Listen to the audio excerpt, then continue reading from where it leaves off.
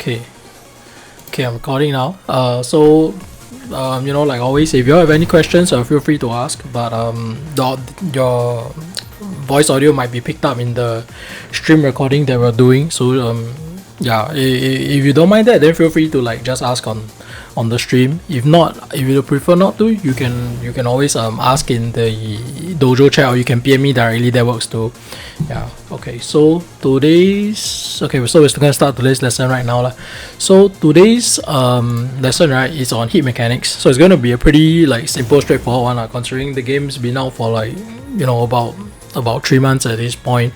I think most players have like pretty familiar, somewhat familiar with it, like generally how it's used, you know, the typical usage rate, like, you know, you can launch somebody, you get them to half HP. When it's close to half HP, right, you know, you go into hit and you finish them off with your hit and power moves, right? That's like the typical one. It's very common, but you know, it is a very good way to maximize your to maximize your hit lah. So okay, so first things first, right, just to go through all the basics, right? So basically, how do you enter hit, right?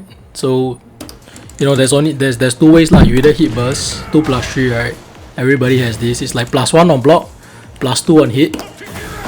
Oh no, sorry, not that one. This one, right? So depending on what is yours, right? Like you see Paul's one, right, is +2 and force crouch. You see, like Paul is left being force crouch, right? So understanding the properties is very important lah, because +1 on block and +2 on hit is universal, but this force crouch is not all hit burst force crouch on hit, right?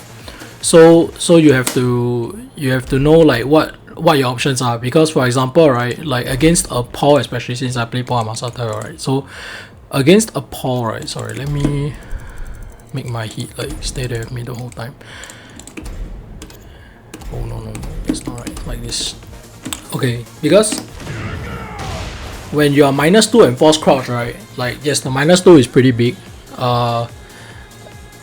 but like normally you would be thinking, you know, it's -2 and the pause in hit, do not press, right? But against like pause specifically, right, like because it's force crouch, right, your fastest move of force crouch is either dig jab at 10 or while standing for 11, right? While standing for 11. So this means, right, that if a Paul wants to check you, right, if he does, like his fastest mids that save is down 1 and down 4 1, right? So I-14, meaning that even if on hit, right, the law were to mash while standing 4, I would still be, you know, the law will still hit me first. I die a lot of times like this. So like, you know, if you meet a Paul who's doing this to you, right, like don't be afraid to just like, or even if you get hit by it, right, just mash your while standing 4 after. It will probably get him by surprise, because the only thing that he can do to beat you frame time are jabs. But jabs are not too scary, right? And jab builds distance. If you happen to block the jabs, right, he also you know, it builds distance, and his minus, you get freedom to impose mix up, or you get freedom to move away, right? So yeah, okay, before I digress too much on Paul, right, because this is just a general class on how hit mechanics work. So like I said, first way is of course hit burst, everybody has this. Then secondly is your hit engage, which varies from character to character. So like Paul has this, right? So you see the frames are different compared to entering with this +1 on block, +2 on hit. You know, this on hit goes into like +17 now. The mix up potential is huge, right? Like, you know, if I only did this and then try to do demo man on my opponent, right, like it doesn't make sense. There is not enough frames. If my opponent just like mash grab or something, they'll beat me. If it's law, you know, law has like a magic 4 string that still goes into a full combo. It's like 4-3, something like that. So it will cause me to go into like a full launch, right? If the law just press like 4-4-3 +4, you know, the grab that launches, I'd also eat the whole thing. So I can't even demo man after, right? So of course, knowing your opponent's frames is always going to be helpful. So like like for example, Paul in here, right, and then his power crush, his smash. See, it's like it looks the same, right? But the range is further. But it's not just the range that's changed. So you need, ideally, right, if you have difficulty against certain matchups or certain hit smashes, right, it's important to find out what the startup frames are, because this, see, the startup is 18. It starts at 18, right? But the regular demo man, right, it starts at 15. See, if I just do the first hit for you, see, it's 15. Regular demo is 15. But hit and power version, right, if you look closely, right, it starts at 18.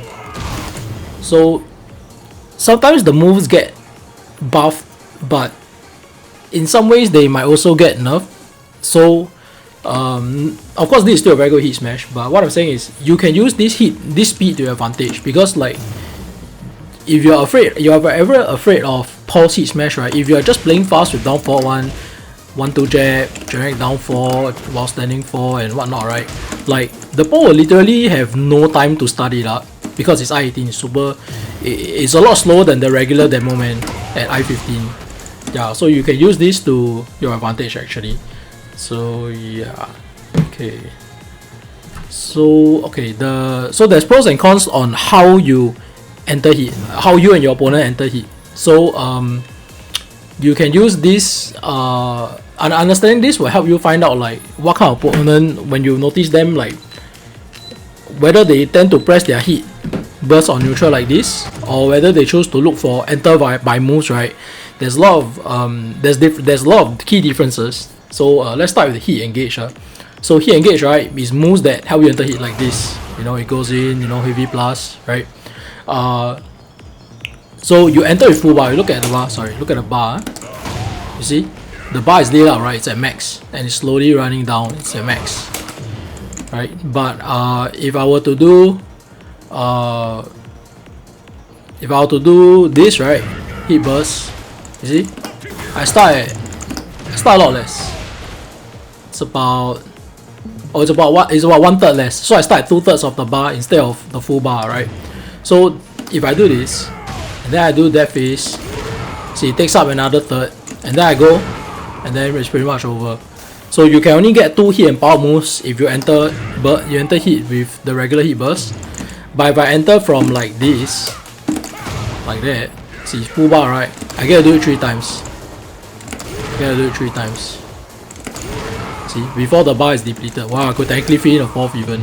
So entering hit with hit engage moves, right, is very valuable, because it gives you another 2 effectively, another 2 more turns at 2 more users at the hit and power moves versus 2. So instead of getting 2, you get 4, which is pretty huge lah. Because this move, right, if I were to set law to block, right, you can see.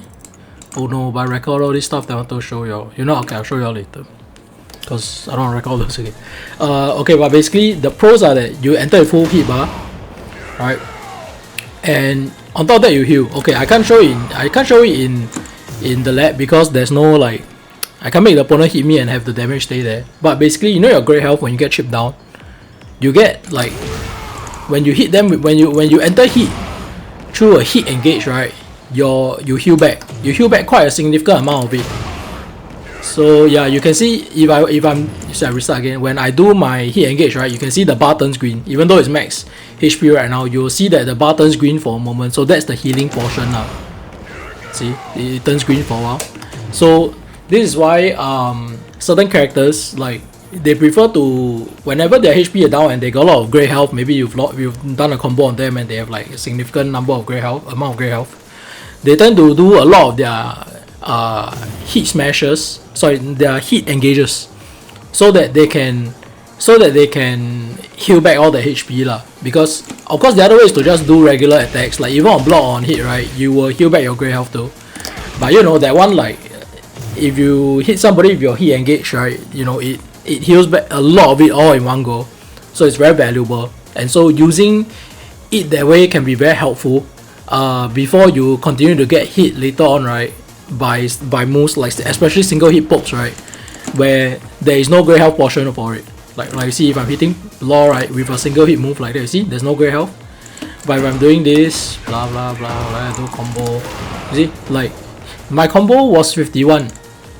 The grey health is like what, 80%, of the damage is great health, healable, right? So that part is like, you have to be careful if you watch, like, when you be careful and watch how much great health there is lah. Because if you do some like launch them and whatnot, right, you got like 51, but 80% of that is recoverable, right? If you start letting him attack a whole bunch after and you just keep blocking, right, even blocking you're considered like kind of losing, because your opponent's gaining back HP and undoing all the damage you did on him, right? So that's that.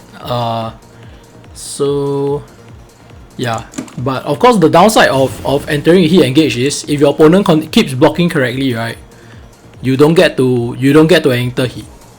It's as simple as that lah. Like if I do this, because hit engages, like all can only go into hit, well, on hit lah. So if your opponent blocks correctly, you'll never enter hit, right? So you'll see that sometimes opponents will try to do a lot of their hit engages, and if it works, like, you know, they just heal their HP back and they start attacking. And if not, right, they gradually, you know, will be forced to do hit bursts before they just die. They still have to use it, right?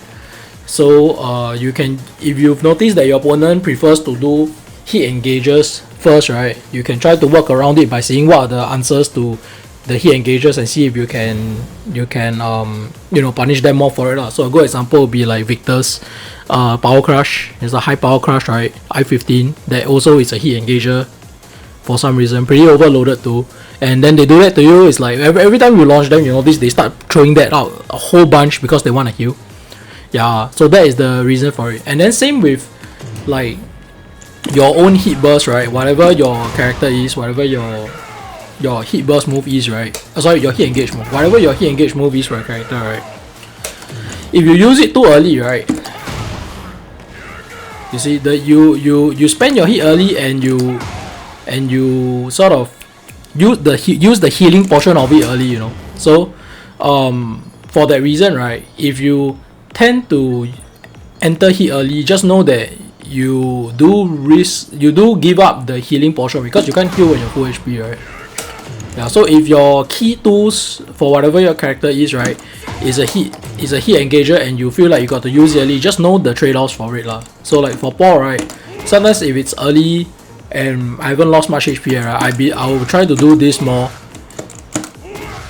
instead of this, because the startup frame after taking QCB into account, right, is about the same. This I-17, the other is I-15, but with Sway factored in is about 17 to 18 as well, right? But the difference is, you know, they're both mids, they're both weak to sidestep, right? But one of them isn't a hit engager, so that way you have more control over when you enter hit, which is pretty important.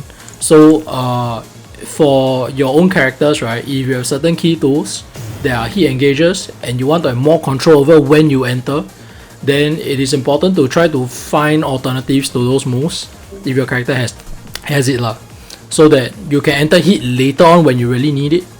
But of course, if your playstyle is to simply overwhelm your opponent and go into hit early and start mixing it up, then like by all means go ahead, because healing is not the main priority, but it's just one aspect of hit, because he has a lot of facets to it. So yeah, so hit burst.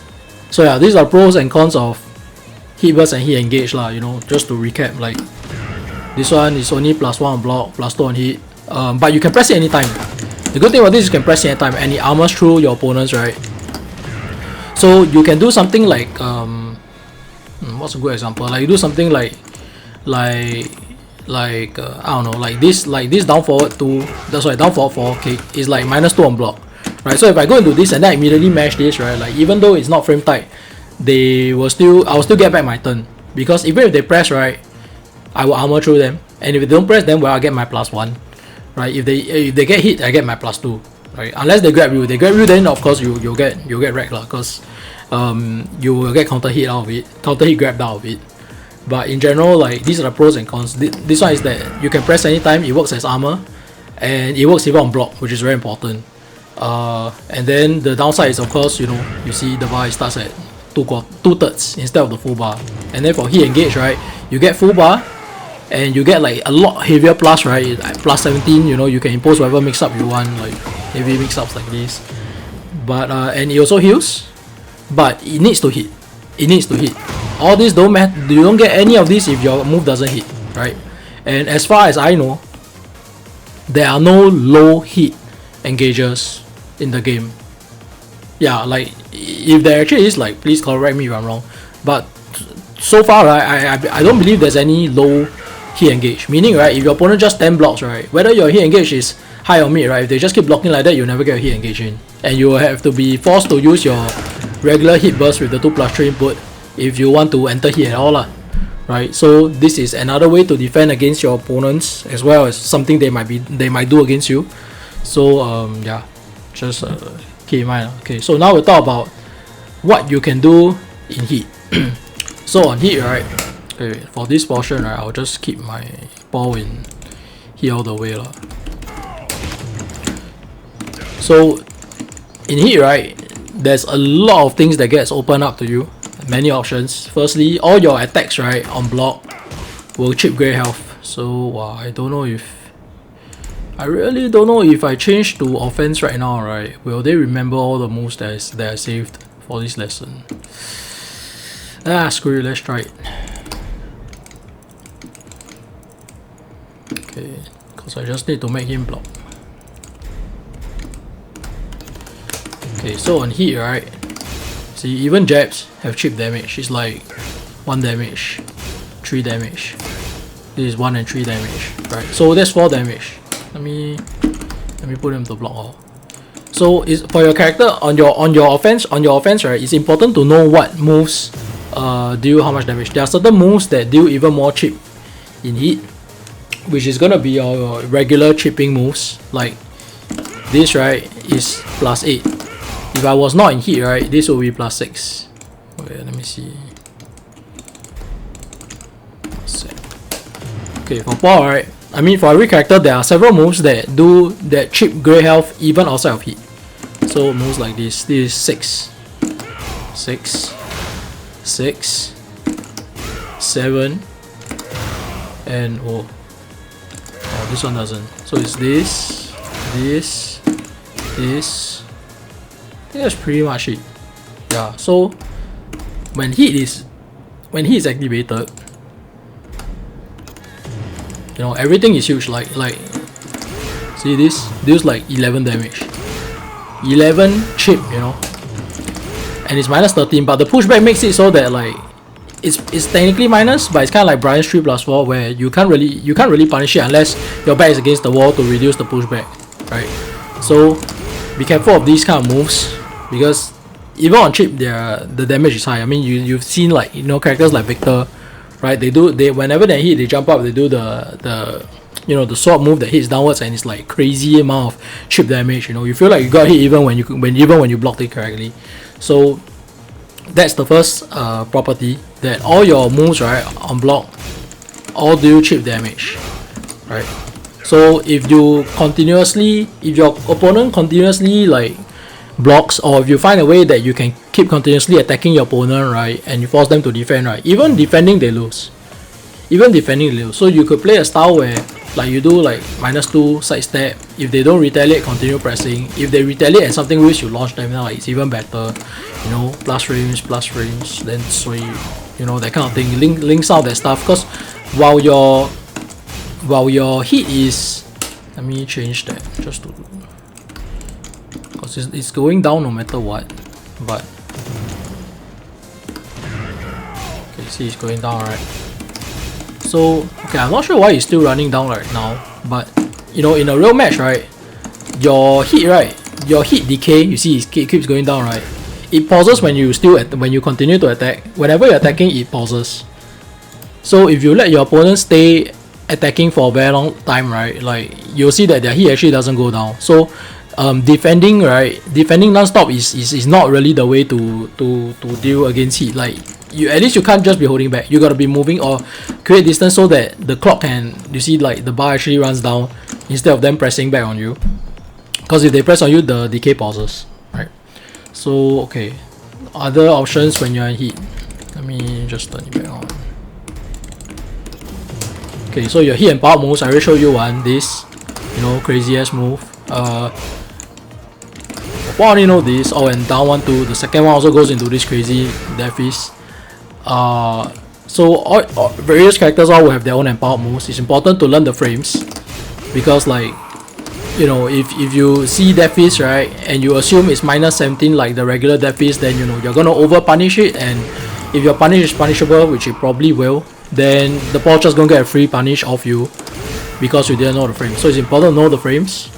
And you know, like all these moves get a lot of power lah. Like this basically Paul's old rage drive without the speed, but you know the damage is high and it pushes the opponent to the wall very far away, like range 6, that kind of vibe, and you still splat and Paul gets to run up and resplat and tornado and more and all that stuff, right? So you see this with like once they're in heat, right, you see characters like Link also with the Hypnotis mix up, you all know by now, Lily also.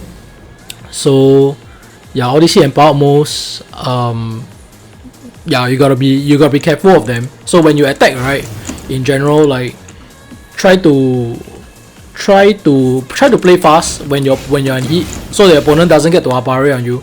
And similarly, when you play against your opponent who's in heat, right, try not to fight back with slow moves, because it could at any time they could press like maybe their heat smash or their hit and power move, and if they outspeed you, you're in for like a lot of damage, so it's not worth it. So generally, if you should be more careful when your opponent is in heat.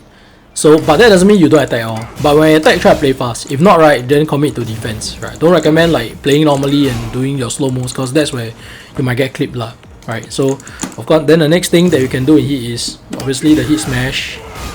Right. So same thing, like you got to know the frames. I-18, as I mentioned earlier, minus 12 on block for Paul. There's a document that's in Tekken discussion, in the Tekken discussion channel, that someone has pinned. I think Orc pinned it. That shows all the entire cast's heat moves properties. So how minus is it on block? Is it a low? Is it a mid? What's the startup frames? All that. So it's important to familiarize yourself with it, because you know, normal playstyle is like okay, see the bar's going down, right? So like they just like jab you or do empowered move, then until you're gonna die, right? You see like the bottom of the bar. So not when you're gonna die, when the hit bar is about to be depleted, right? Then they do their hit smash. They tend to always do that lah, right? Especially since a lot of characters hit smashes are mids, safe and plus, right? So there's like really no reason to do it, and it chips opponents also. So when you defend against opponents, right, it's important to watch the hit bar lah. Because when it's about done, right, like you know, as a sign up, they typically will just press that hit smash with no repercussion, right? So of course some of them can be stabbed. Obviously you can't really interrupt them. You can't power crush them. You can interrupt them with jabs sometimes, but some of them start up really fast. Like last one is I-14, so it's pretty difficult. Let me show you. The last one is okay. Let's see if they kept my moves. Oh, they did. Nice. Okay. Oh, sorry, wrong.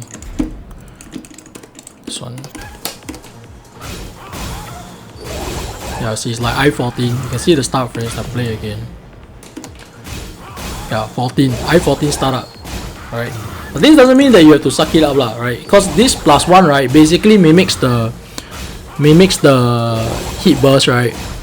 Like blocking hit burst, and then if they decide to mash it right away, there's this, right? So certain moves, right, certain of the hit smashes, right, can be stepped. So like for this one, right, I believe you can sidestep, right? Let me try. Yeah, like that. Okay, you can get a pretty huge punish here. Something like this. Yeah. So explore your options on what your characters can and cannot do. Because now like every character's movement is different from each other, right? So yeah, then you know on block it's +11, so obviously you don't like try to Apare 11 or you know, or if you do, like it has to be on a really hard read. Like if you think it's gonna do a low, maybe a hop kick can go, but at +11 I think you don't have enough time to even get airborne, so you still have to mostly block after. You mostly have to block after like at +11.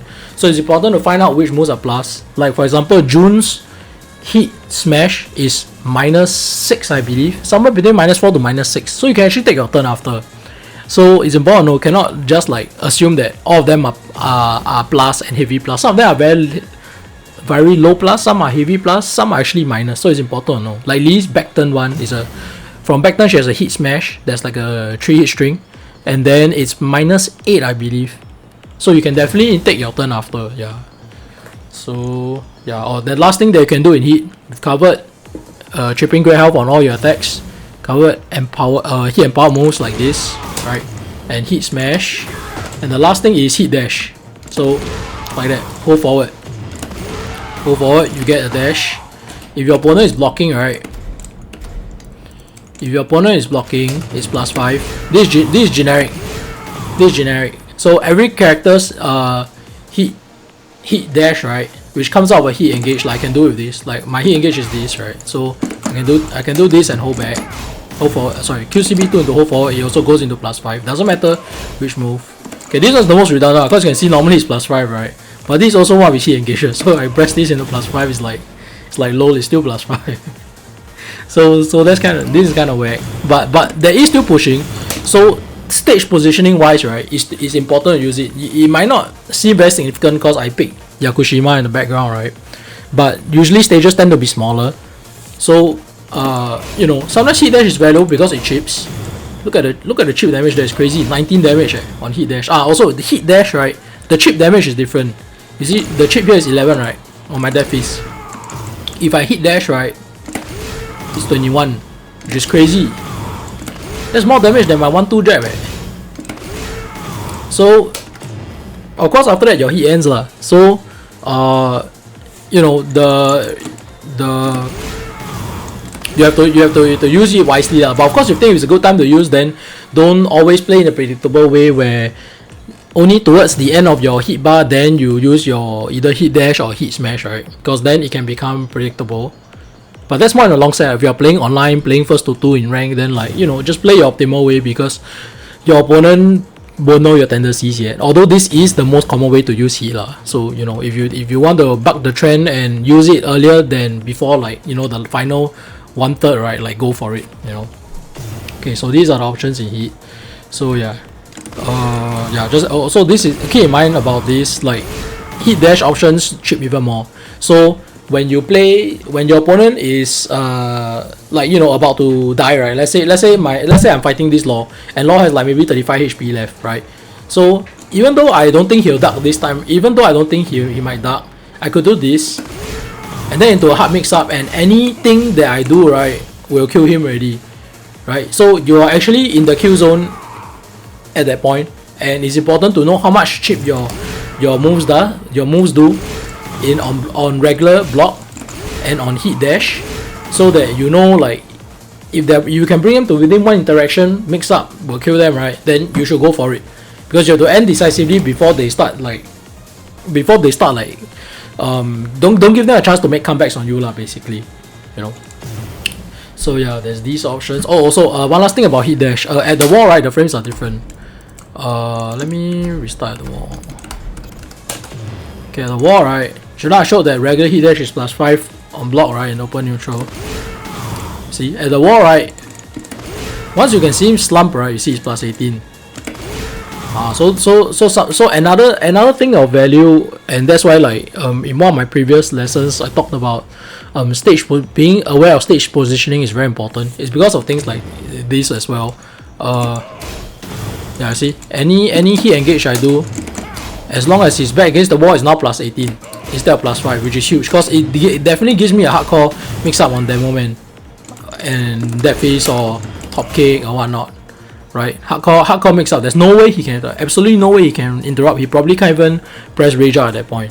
So yeah, very important. At the wall, +18. So yeah, do remember this. If you are pressing somebody towards the wall and you still have heat, right, like, go press them on it lah, you know. Go get your additional chip damage from heat dash, and then after that impose a mix up. It's a lot of damage, you know. 22 damage is huge lah. So find out what's your character's most damaging options and go for it. Like, you know, there are others, like this is only 14. Yeah, it's only 14. Yeah, basically heat dash will add another 10 damage to your regular chip. That's basically, like, see, this 4, right? If I press forward with it, it's 14, right? For death piece, right, it's 11. If I press forward with it, it's 21, right? QCB2 is 6. If I hit dash with it, it'll be 16. Yeah, 16. So keep that in mind.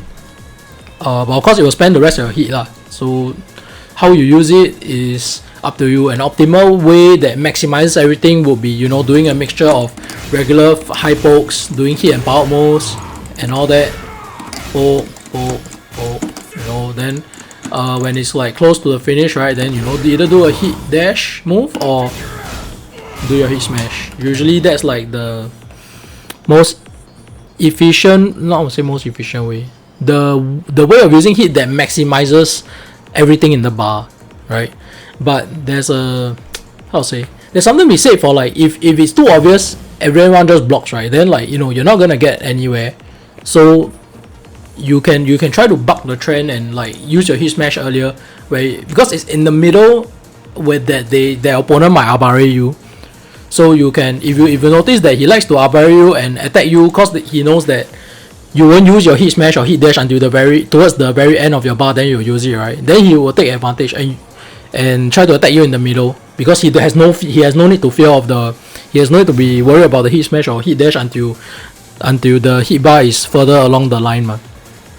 So same thing you can do to your opponent. If you notice that he likes to wait till the very end before they do the hit smash or hit dash, right, then go and attack him in the middle, waste his time, you know, do your own 1-2 jabs on him, do grab, you know, waste his time, because grab, right, even if it's broken, right, you know, there's break animation, sometimes it can be pretty long, whatever it takes to burn down that time and reduce his duration in heat lah, right? So that's one of the play styles lah. Like in heat, you basically can hit, you know, you can just impose your mix-ups, right? Like for Paul it'd be this, and like once they're scared of the mid, right, then I go in and do demo man, that kind of thing. So do your hit power mix-ups or do your pokes, regular fast pokes that chip, so that, you know, whether it connects or not, you're still winning lah, because you see, like, it adds up very quickly. You just keep doing this, and then yeah, go into your hit dash and hit smash. So yeah, let me reset neutral, back to the main stage. Also something to consider, okay, let me show you this now. Certain moves, right, in heat, as you've seen, they are normally punishable. In heat, right, they can be hit dash to be safe, right? So something like this. Oh, sorry, that's not right. I gotta take this away first. Okay. See, this is hit power. This is power crush, right? But it's also a hit engager, which is pretty overloaded move. So this is minus 13. Normally you can punish it, right? But what if he does the hit version? He dashes forward from minus 13 becomes safe, right?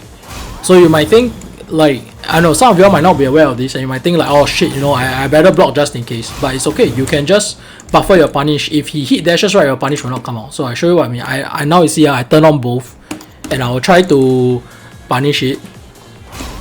See, there I block. See, I'm pressing back one. See? So okay, I overheld that one out. Then you see? Oh, why is it only that one? Okay.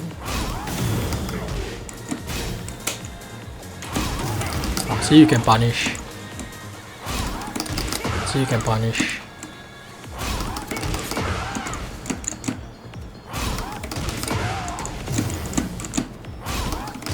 Oh, the interval so whack one. I know it's 50-50, but I see. Okay.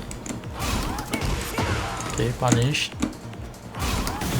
See, you can see on the top left. My input, my back one input is coming out, but it's not. But the game is not registering it, because if he's hit dashing, right, then it's just additional plus, and your punish input, right, will just get eaten up. So it's perfectly okay to just like get used to and throw it. So I give another example of another move that he can do this on, so that you know that you can, if the move is punishable, you can always punish it, because sometimes they might just do the unpunishable, they might use the punishable version without the hit dash in open neutral, and then bait you to not like punish it. because you might be worried about the hit, right? But actually there's no need to worry about it. You're always gonna get it. You're always gonna get it. Okay, let me see. This one, right? So punish. See, I'm pressing, and then see, you can always press. You'll never be late. See, you'll never be late.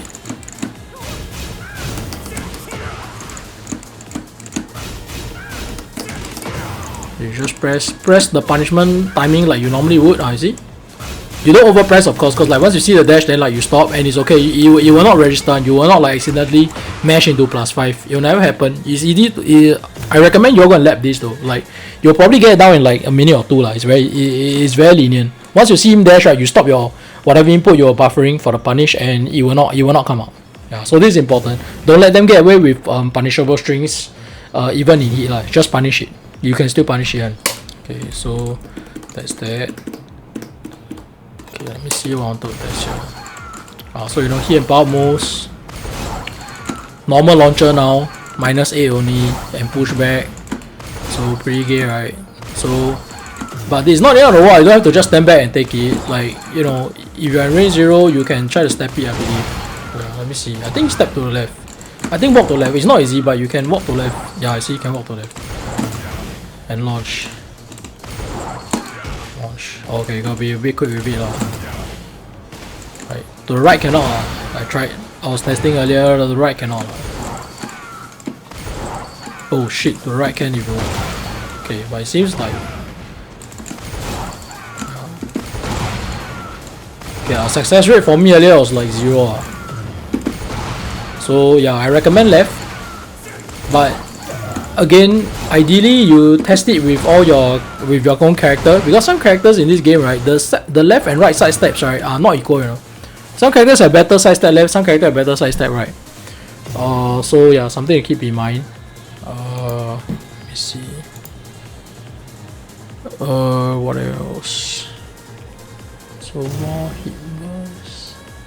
Okay, so how to activate? So obviously, like, so how are different ways you can activate hit? So obviously one of the ways is like you probably seen a lot by now, right? Do a combo like that, tornado, then enter hit. Oh sorry, my hit was already on. Let me just turn it off. So you know, typically do it like this, like that. Then they hit. Then they run up and start doing mix-ups on you. Run up, press another, like, see, like that. So this is the most typical way, you've probably seen it a million times by now. So that's one way, activating it at the end of combos, because you know, it extends your combos and it can give you option to hit dash end with a combo too. So like, you do something like this, like that. So okay, I show you a proper combo because that was like shit combo, right? So the reason why this is important is because of the kill range. So most characters, right, when they do a launcher plus hit burst plus hit dash into ender, right, it usually deals around high 70s to mid 80 damage, right? So why this is important? My frame drop, sorry.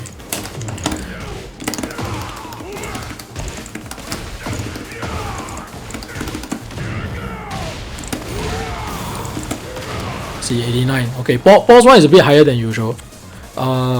So it's important to know this for your character, so that whenever your opponent's HP is in like death range, right, like you know your, let's say you know your this combo plus hit burst, hit dash and ender deals like say 80 damage. Then once he's 80 damage and once he has about his 80 HP left or slightly more, maybe 95, right, it's time to like just spend it all already, because you either kill him or you leave him at like, you know, maybe about 15 HP or less left, where one interaction could kill him already. You know, either a low or mid, most likely will kill him already.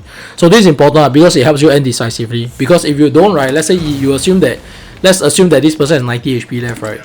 So if I do my regular combo, okay, this is shitty combo, but bear with me. So instead of killing him with 90 plus damage, right, he has 27 HP left, he's resetted neutral, and he's got a chance to, if he has not activated hit, he cannot activate hit. He surely will activate hit because he's about to die, right? he has like 20 something HP left. If there was a time to spend his hit, be now. So he's gonna start doing all his bullshit to you, right? Compared to if you do this, you know, if you do this, you freaking, you know, beam to an inch. Maybe he left like 21 HP. You run up, do one mix up, he gets strong, he die. You know, run up, do like this, he could die. Do this, he could die. Do this, he could die. You know, even if he presses hit, if he's alive and he presses hit burst at that moment, right? Your first hit, right? As long as you didn't do it too late, he still has to tank through it. You know. So for example, if like after my ender, right, I do this, and then imagine after this, right, he wakes up and he immediately presses his own hit burst, and I death fist immediately after, right? If he cannot survive my death fist damage, right, that hit burst effectively will not, like, it will come out, but he will have died before then. He will have died. So it's important to understand the kill range lah, basically. Like if you're in range, or you think 1 or 2 more mix-ups after your max combo will do it, you, in my opinion, you should do it. So that you can end the round very decisively. You know, instead of saving your hit. Saving your hit is, it's not a good idea lah, you know, because you can't carry over to the next round. I myself like have this very like bad habit where I tend to not use heat, right, and it sometimes gets me killed, or it kind of robs me of like comeback opportunities. Not saying that, you know, if you have heat you can make a comeback every time, but you gotta at least try, right? So yeah, so that's the other way to use heat. Watching the kill range is another way to decide like when would be a good time for you to use heat. And then another good time to use it is when you push your opponent to the wall, because as I've showed earlier, like, you know, when they're at the wall they cannot run. Your mix-ups here they're a bit easier to impose because they can't move backwards anymore. So if you get into heat here, it's pretty crazy lah. You get like, let me see, let me set the law to not block anymore.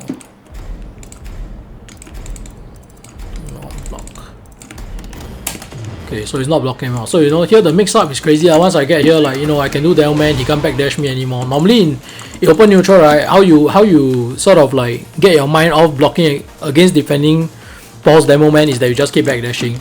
And once it don't hit clean, right, you can just punish if you can, and if not, like, at least you don't have to risk it. You never have to risk eating the death fist, right? But at the wall, I can't do that. At the wall, he has to really respect both mix up. So you know, look at the damage, like, sorry, something like this.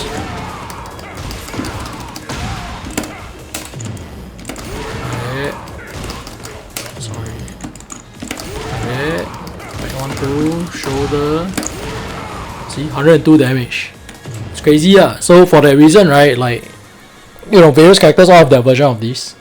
Although I'm sure the damage is not so high lah. But you know, at the wall, like, you know, a Lily player will go into the stupid ass feisty rabbit and jump and then do the hardcore mix up on you, right?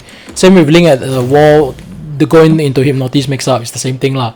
So very very rabak when you get to the wall. So if you bring your opponent to the wall and you still have heat unused, right, that will be a really good time to start using it. So you can like impose your mix ups and all that. Very important very important to end your one decisively. In Tekken 8, you can't really defend. Sometimes if you over defend, right, you give your opponent windows to come back, you know, especially if they got a lot of grey health. You can't really do anything about the left row grey health because you can't do anything about how you got there. Like if your opponent waves something and you launch them, what are you gonna do? Like not launch them? You still have to launch them, right? But as a result, they're gonna have quite a significant amount of grey health. So if you leave them with like maybe 30 40 HP left, instead of finishing them off, right, you know, they could do something like, they could just like spam fast pokes on you like this, something like this. Oh no, I cut my own input. Let's see what I got here. Oh sorry, not this one. So like imagine if your opponent, right, has grey health and you then do something like this to you, alright, just simple string. See how much he poke? Quite a bit. And then he's healing grey. Imagine on top of this, he's healing his grey health on top of that. So the HP differential may not look much because it's only one-sided because we both have full HP, right? But imagine if he has grey health, he has grey health left to heal, and he's chipping you down as well. The HP differential is actually doubled. yeah, so like you have to end very decisively against opponents. Don't give them chance to make comebacks like that lah. Because if he does something like that into like he sees you don't press right, and he might arbor into like 4-4-3 power crush, and you accidentally press into that, and he connects, like he heals even more HP. Then the HP differential starts to go lower, starts to grow like more and more even, and your HP lead starts to evaporate. Then that's where things get tricky, you know. So yeah. Then okay, let me see. The last way to use heat is like, you know, very simple lah. Like your opponent is mashing against you, then you can simply, can we switch? So like imagine I'm blocking against the wall, I'm Paul, right? So I'm blocking against the wall, and Law is like doing all that bullshit to me, doing like, you know, doing this to me. You know, I'm getting pressure. I'm like, fuck, I don't know what to do. Let's say I didn't know this was -9 lah, but now you see this is -9. So hi, you can duck. Okay, you can launch, right? But let's say I didn't know that, and then I didn't know this was -9 either. So I'm like scared, right? I scared he might, if I think this is low minus, I think he could do this and then go into mashing his heat smash right away. Right, then I'd be wrecked. So what do you do here? Like, at least after you block something like this, right, you can just activate your heat as a sort of get out of jail card lah. Let me see. Let me put no heat limit. Okay, so let's say I didn't know this was -9, and I didn't know it could be dark, right? I just press this, and then I immediately get frames. No matter what, like I have my +1 to work with. I can do something, you know, rather than like continuously dying at the wall. So this is pretty important lah. Like, is your get out of jail card also. So there sometimes if you feel like there's no need to use heat, then and you save it, right, you can keep it for situations like this where you just need to get yourself out of some pressure. You don't have to attack back every time either. You could just do this and then sidestep to escape the wall, right? Or yeah, let me do the string again. So I press this, right? Then I backdash and then I sidestep. See, like I got a lot more breathing room. I don't have to worry about so many more moves, right? And then you can escape. You can get some breathing room to escape the wall. Even though it's just from a +1, right? It's very important. It's very precious because it's not just the +1. It's also the distance it creates for you. Then you can backdash and move after. So yeah. Okay, ready. And okay, the final section of this lesson is how to counter when your opponent is in heat. How do you counter your opponent? Let me see. Start settings. Let me switch it back. Okay, so as I mentioned earlier, one of the things I mentioned was playing fast, right? Because certain characters, their heat smash moves are very fast, or just like if they had the entire character happens to play fast, like Law, right? So you definitely don't want to do like slow ass moves like these, you know, thinking that you got a whole lot of time. You have to play fast first. If you don't play fast, your opponent will not respect you and play slow. So you should try to be defending and see like whether he will press his heat smash or not. If you think like he will save it until the end, like see like now, then he'll press it, right? Then in the middle you can start to challenge back a bit more, but challenge with fast moves, grabs, which is also fast, like around 12 frame, right? Grabs. So you know, challenge back with fast moves like that, and then get the fuck out of there. Like if you're low minus, medium minus, get the fuck out of there. Like don't try to do this -4, right? Then steal your turn somehow. Like what the fuck, right? Because like his heat smash, right, is I-14.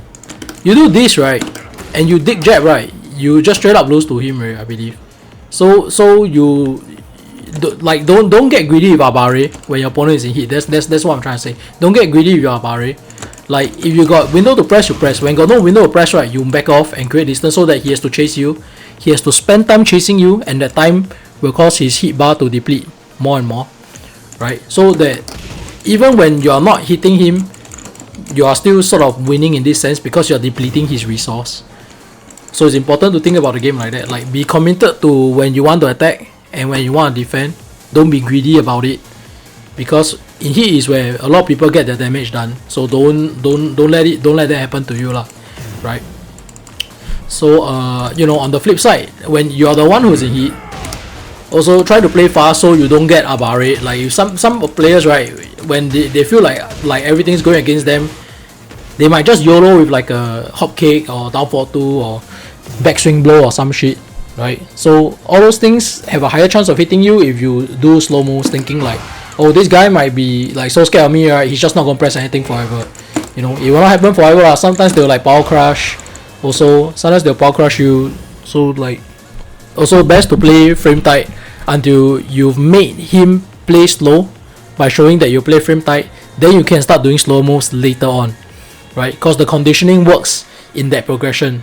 But it doesn't make sense that conditioning works the other way, right? Where your opponent chooses to respect you even though you have not shown them you play fast. Then after that, then you play fast. Then you would have lost the first interaction where they abare you. Then after that, then you play tight. Then like, oh, okay, now I don't have to play. Now I have to respect you when you're in heat, you know. So the progression doesn't really work the other way lah. So something to think about.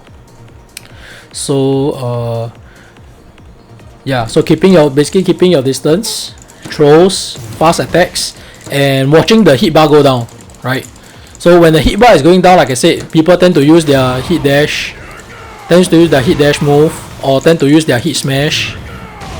So when their bar is low, like, you gotta be watching it lah. Don't ever get caught by it. Like, if the bar is like about a third left or under 1/3 or less, right, very likely they will just spend it. You know, because if they wait until the absolute, like you see how it's going down, right? If they wait until like past this point to use it, right? If you happen to grab them, see, like, that's it. They will not catch up in time to press their move ready. So they will not wait until, sometimes if they're very greedy, they'll wait until the absolute last moment. But you know, it comes with risk lah, because if like you get grabbed around here, yeah, like he's not catching up in time to press that on me lah, right? So especially if I'm backdashing, you can't see because we're already at max speed, but if I keep backdashing non-stop, right, like he won't catch up in time in order to press his heat smash. So they tend to press it anytime under 1/3, right, is when they tend to press it already. So keep an eye on it. Sometimes when you got defend lah, right? Then also certain moves, right, can be certain hit smashes can be stepped. You need to test which one can and which one cannot, right? Like, so like I already showed that this one can, right? This one can, right? Side step, right? So like, so that you can see not every hit smash, right, you have to like just lie down there, hold back and take it and wait for it to come out. Then like, oh, okay, now his heat is finally over, so I can attack now. You know, like, it doesn't have to be like that all the time. You can still use movement to help you get out of it. Like, give another example. I learned this only recently. Like June, right? Where is June? Only learned this very, very recently, that June's hit smash, right? And this is very important because like June is extra privileged, I guess, because their hit smash gives them heat, right? Sorry, gives them healing. Sorry, the hit smash gives them healing. Oh no, Salah. Let me show you the whole sequence. For that, the opponent needs to not be in heat. No heat limit. Okay.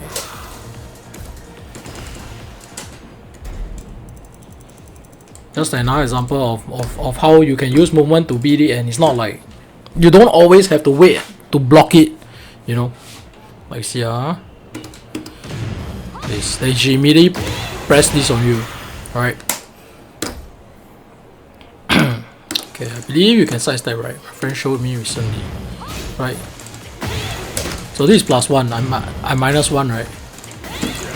See, you can visually see the first hit with, right, and then you can still punish in time. But you need some practice lah, for sure. See, anytime, like don't block, just press one big side step. Okay, you can't power crush. I tried power crushing there, you cannot.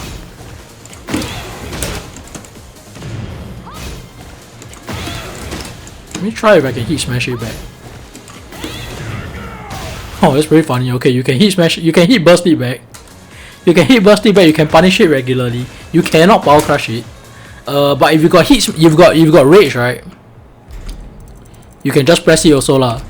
Because like, you know, most these kind of scenarios, usually you both, if you're not getting snowball against, you both have been hitting each other, right? So your HP might be pretty low.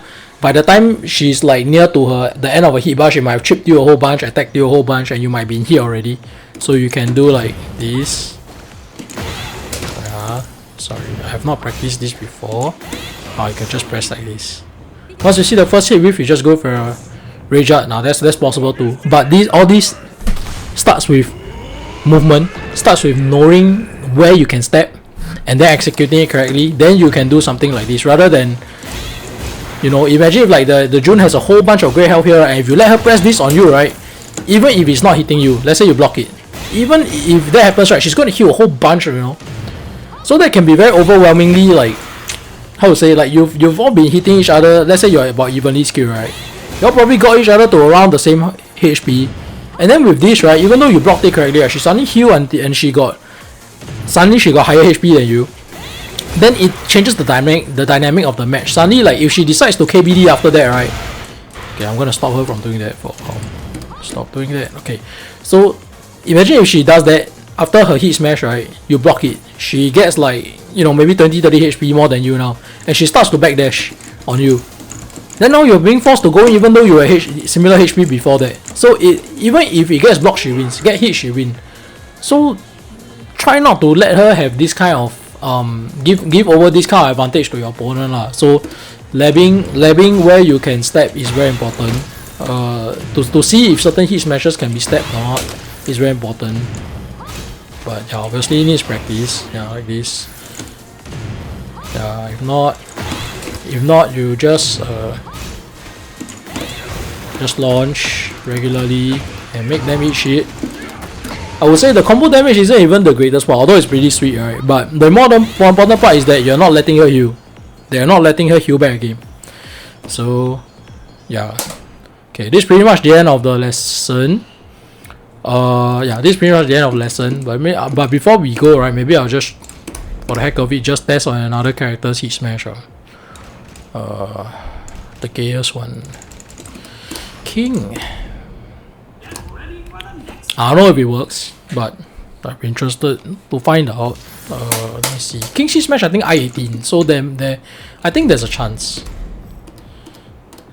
Okay, so +1 on block. +1 on block and then mash hit smash. Yeah, I-17. Okay.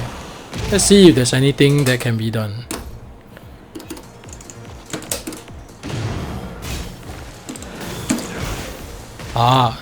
Can. So some characters like to mash after. See, you gotta be fast lah, but you definitely can do it. Okay, let's see if the right side can. Cannot. Oh, right side also can. See, if I don't move right, it will hit me. Right? See, it hits. So it travels very far, like horizontally. See, but you see the mix up after is horrible, right? Like everybody knows, right? Like even on block, he gets to run at you and do like a very heavy mix up. You know, the mid is safe, the high grab is duckable and launchable and unbreakable.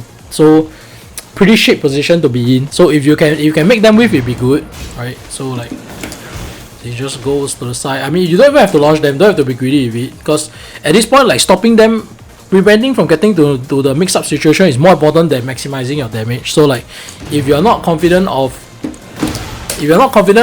launching in time, right, do something shorter. Like, I'm trying to step right here.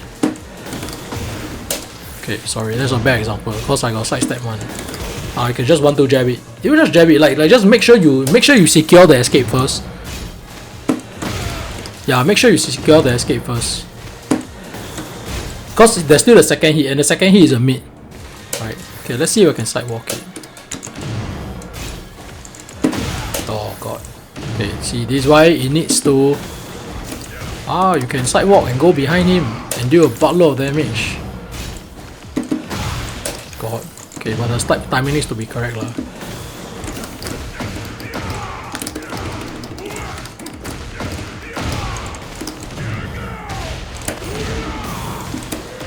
Ah, 101. Okay, so you see, you can do this kind of thing to them. Sidewalk right works. Sidestep left. Sidestep left works. Sidewalk works too. Yeah, sidewalk left works too. Right? So, yeah. In open neutral, you will build enough space, like just go for it. And remember the second hit. There's a second hit too. It's not just the first hit. Let me see if I can armor through it. Oh, you can. The second hit you can armor through. Yeah, you can armor through the second hit. See, jump the Joe one cannot, right? But King one can. So you dodge the first one. After you sidestep the first one, rather. You can do this to them also. So there's many options. You can jab, you can armor, you can rage art, you can power crush. Armor is power crush. Sorry. You can jab, armor, grab, launch. You can rage art. You can what else can you do? Oh, I guess you can hit burst as well if you want it to be a little safer. You can hit burst as well. Just press your 2+3, you know. So yeah, it's important to test. It's important to test stuff like this so that you don't give them free shit lah. Cause the difference in interaction here is night and day, right? If he gets to if I don't step it, he's gonna get like huge mix up at the end of it. And if you step it, like, you know, you're basically killing him at that point, I would imagine. If you walk it all the way to his back, right, and you got some kind of string that goes into a launcher and you do all that stuff that I just showed you, you know, like, you're gonna kill him. And he's gonna be very wary of using the heat smash on you later on too. So yeah, it's important to note this lah. So that it keeps you, so that, not just so that it keeps you safe, but more like you can punish them for trying to use this kind of moves on you. Yeah. So okay, that's the end of today's session. Yeah. Wow, it took 1 hour. Okay, sorry, I'm a bit long-winded. I thought it was going to be a short lesson, but it ended up not being a short lesson. But yeah, this is the end of session. So if you have any questions you want to know about like today's session, any follow-up questions you want to ask, yeah, please feel free to ask me. If not, unrelated questions, like just a general Q&A session. So if you have questions about other stuff that you want to ask, you can ask, and I'll try my best to answer as well. So yeah, I'll be here. What about like the range mind game? Also, I was gonna ask about like the Paul matchup. What about like the mind game? What about the? Okay, wait. Hang on. Let me mute my Tekken audio. So because it's a bit hard for me to hear at the moment. Okay, I'll just bring the level down. Okay, sorry. Could you repeat that question? I wanted to ask about the range mind game, and also try to ask about the downfall of like Paul's downfall for the mind game off of that. You mean specifically on how to deal with Paul? I was asking how to deal with like the range mind game with that range, like you can't really challenge them, but they can have now they really aim for reversal. Rage mind game, do you mean like Rage Art or? Yeah, like the threat of range art that they have. Oh, the threat of Rage Art, okay. Okay, so let me see. So basically whenever opponent's in rage, like, you gotta be worried about that, right? Yes, that's true. But what you can do is okay, let me see. I'm in hit right now. Let me press my Rage Art. Okay, so you see, right? Rage Art is 20 frames. Yeah. So you can take advantage of the speed of it. So if you're very worried, or if you're fighting an opponent, right, who you know is very like Rage Art happy, right? What you can do is this. You can just do a single jab. Because it recovers so fast that even if your opponent even if your opponent does a Rage Art, right, you can still recover in time. Let me think of a way to set it up here, because this is a bot. So let me think of how to set it up. What would be a good example? Okay, let me put him in heat first. Okay, let's try.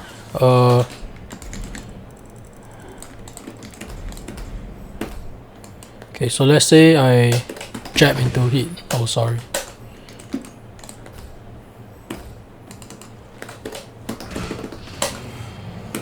Okay, so he jabs his +1, right, and then he goes into 20 frame range. So I'm gonna try to jab back and see if I can defend. Alright. Oh, okay, I cannot. Okay, so I guess if you're plus, right, then you always have to worry about you always have to worry about it, but it really comes down to like that's a good question. That is always a risk you have to take, in my opinion. There are a lot of times that I play in rank, right, where like my opponent's low HP and sometimes they YOLO a Rage Art and it happens to clip me, right? So the best advice that I can give you, right, because you're never gonna be 100% like be able to avoid it. But one thing I can recommend is avoid slow moves, because the slower the moves, right, the more the recovery, the more the startup, generally the window that he can rage at you in becomes wider, right? Whereas fast moves, right, there's a chance that if I wasn't mashing on plus, right, like I can still defend in time, you see. So like one jab is good, generic downfall is good, and of course like just hanging back, and you can't get hit by rage art if you don't attack, right? So that another way to think about it is, if you think he's very rage art happy, and you can like feint him with movement, like dash forward in his face, like that, like dash forward in his face and then hold back, right? Like just don't commit to an attack, because as long as you're not committing to an attack, right, like whatever movement you are doing, you can always hold back to block at any time, right? So if he's trigger happy, he'll just kill himself. But if you attack, then yeah, every time you attack, you do risk getting yourself opened up. So yeah, when you attack, try to use fast moves. If not, like bait out the rage art if you can. If you think he's like a very trigger happy rage art kind of person, bait it out. Yeah, that's the best advice I can give you. But of course, there's always going to be a risk. You can't, obviously, you cannot like not attack forever once he's in heat, right? Because that's like decision paralysis already at that point. So try to keep your moves fast will be my best guess, right? And of course, like you can move, because he cannot, like outside of the threat of the rage art, right? He still has to attack you. So let's say he's coming to you and you don't want to risk getting rage arted, so you're moving, you're backdashing, keeping your space. If he whiffs anything, you still play like normal, right? Like if he whiffs anything, you're still gonna whiff punish him. If he does something punishable, you're still gonna block punish him, right? So there's still gonna be all these options available to you. So do not let the play faster moves, and then after that, like try not to be too worried about the rage art to the point where it like kind of freezes you, because that's actually even more detrimental than getting hit by the rage art like one time, you know. Yeah. So you were asking something about pulse down forward one, was it as well? Yeah, because you can go like into different moves, but also you can do like the swing thing. I'm quite confused. Okay, so you're talking about down forward 1-1-2, right? So yeah, the second hit is duckable and technique and punishable. You can launch it if you're sharp enough, right? But also there is the sway options, yeah. Okay, so let me switch it to Paul and I'll show you. There's a OS. There's a OS that does not deal with everything, but it deals with a lot of things. Let me choose a nicer costume.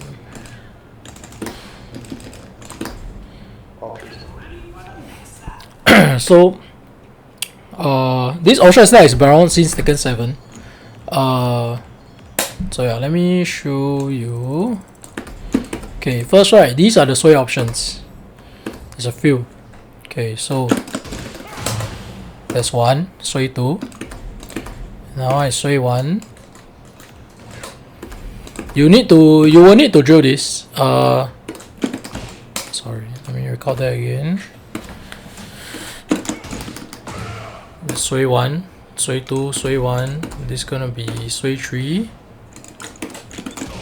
Sorry, my P2 is very bad. Okay, that's sway 3. Sorry, sway 4. Sorry.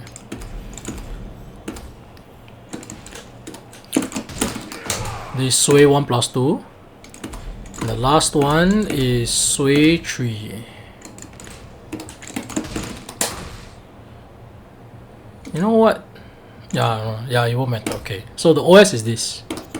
The OS is you sidestep right and low parry. Sidestep right, low parry. Sidestep right, low parry. Okay, I'll show you. See, all the options are on, right? I'm gonna try and do it. I've never led this against myself because I don't meet enough ball players. But yeah. See? Launch. Right. Okay, so you need to do it fast lah. Oh, it didn't block it. See, low parry. The low parry is to guard against the low lah. See, low parry. Okay, you need to drill lah, cause the timing is kind of tight. See, you can duck against the high too. See, you can avoid it. You can punish it. Okay, my punish is shit, but like, you know, you can do this. So you can launch them.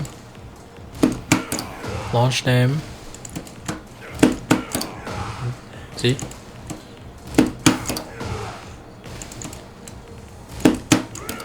So you can punish them. Low parry them. See? Like, you need to do it, but it can be done.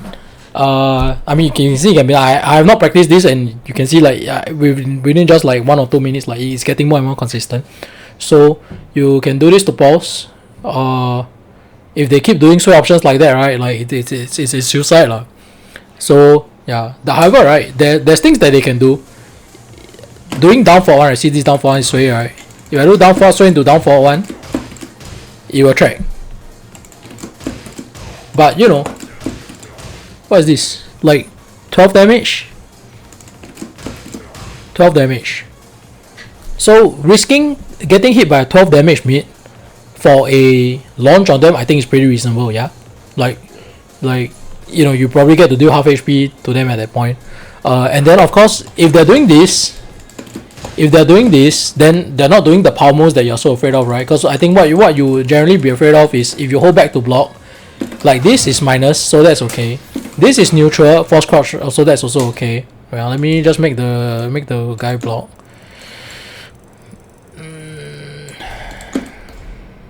Sorry, yeah.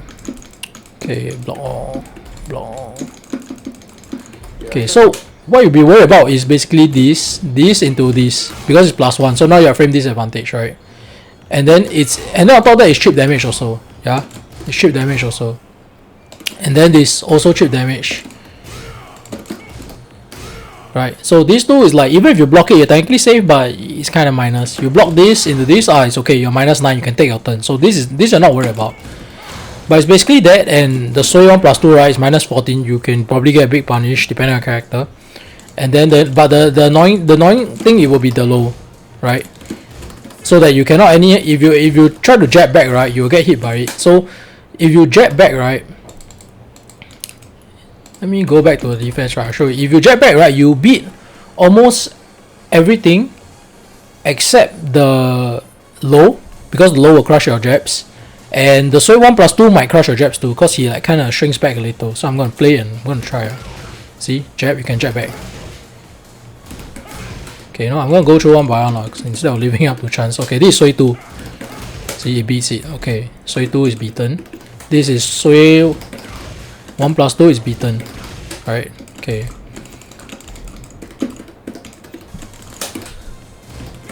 See, Soy 4 is beaten.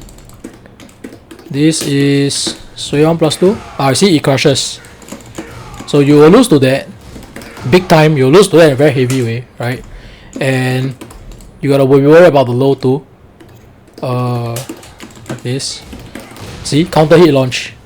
Right, so only because of these two moves, right, like jabbing back can sometimes be very risky, but otherwise it beats 3 out of 5 options.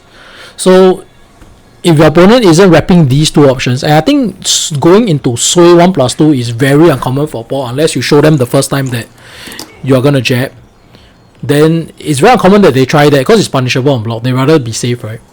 So you beat the other 3 options, you will get crushed by the low. But yeah, that's another way you can deal with it. You can just jab. You can just jab. Yeah, because the frames are like, it's not frame tight. You see, like the fastest move, right, is this. So 1 + 2, it's I15, right? I15, and then +3, meaning so if I shoulder, right, short frame, you see we trade. Right, so you have up to 12 frames to trade. If you got I11 move, you can try it too, like a magic 4. If your character has an 11 frame magic 4, like you can go for it. If your character has an 11 frame grab, like I do, right, this one I see is 11 frame. 11 frame, you can go for it too.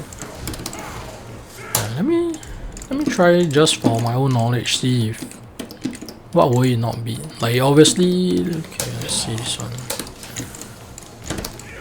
Oh, it beats the Sway. Okay, the Sway cannot crush the drag. Okay, but so even the high crushing you beat, but probably not the low lah. Oh, but at least you won't counter hit me. So yeah, what character do you play? The second high. Sorry? Did this beat the second high if he chooses to go with that, by the way? Does he beat the second high? I mean the Sway 4? The down for 1, 2, I think. If he goes Down 4-1-2. That's a mid, right? Okay, is it this one? Is it this one? The high one? The one where he doesn't go this way, but decides to continue his stroke. Like how it is. Oh, down 4-1-1-2. No, there is no for down 4-1-1-2. Right? He has to jab. He has to. Okay, let me just record it here.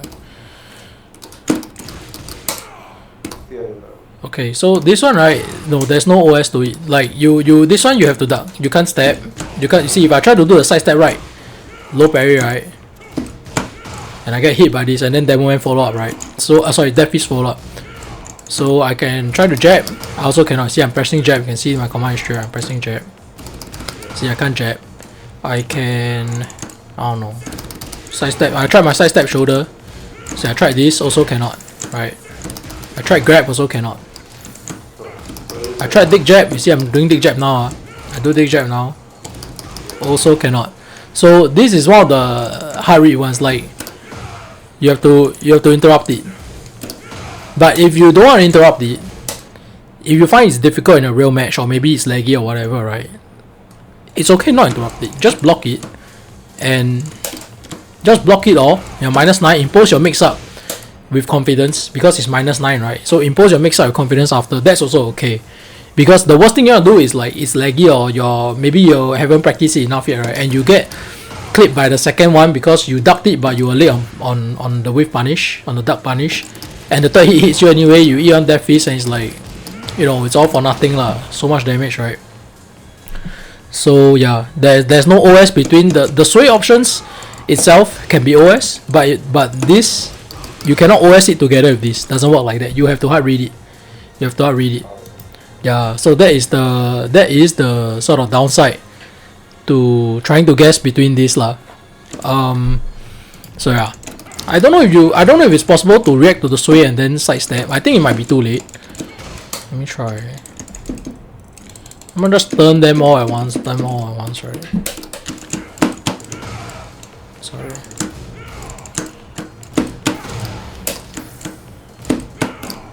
Okay. Okay, you know what? I will just turn this one up so that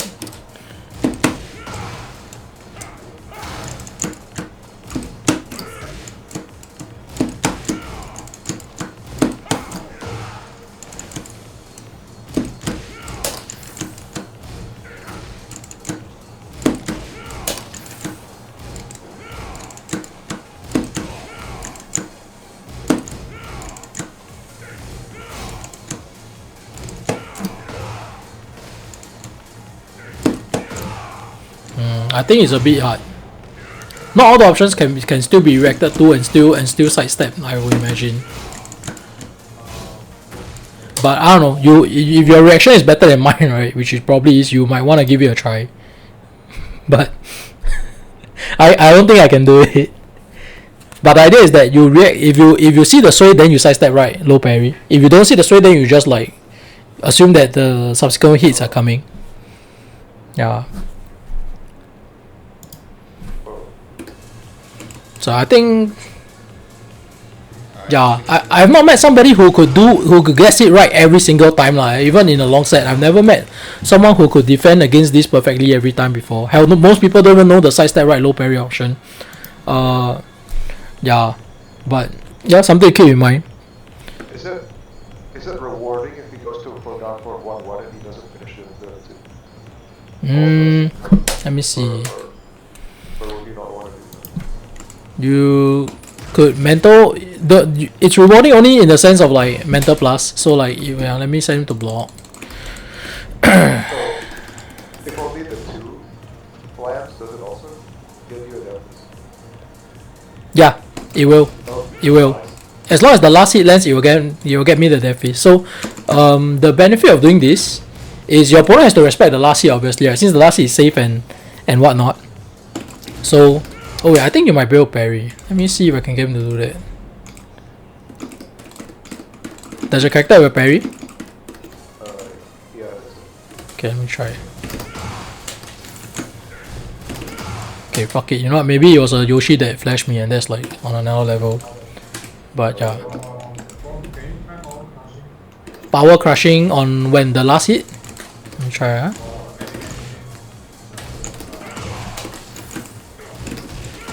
Okay, I can't do after the fight.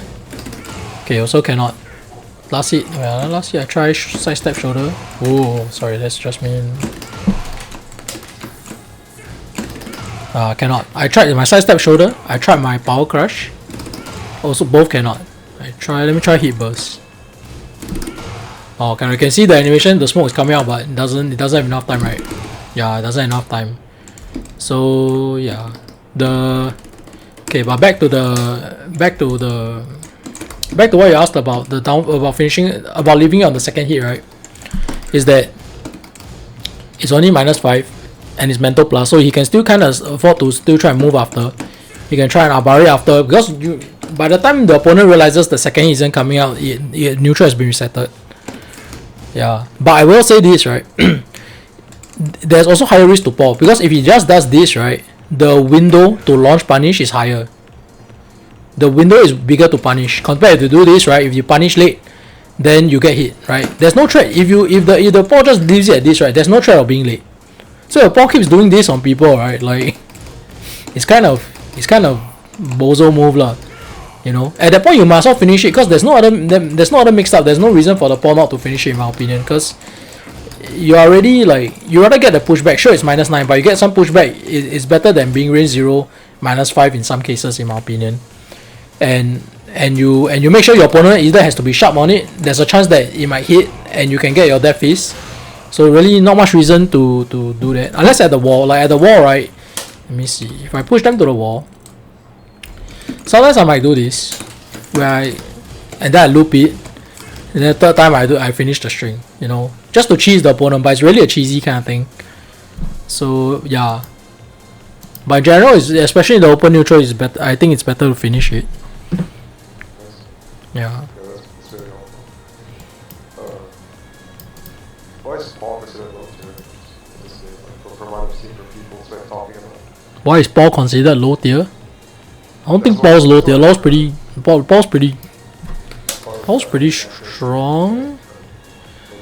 I mean, I don't think Paul is low tier. Like Paul is pretty.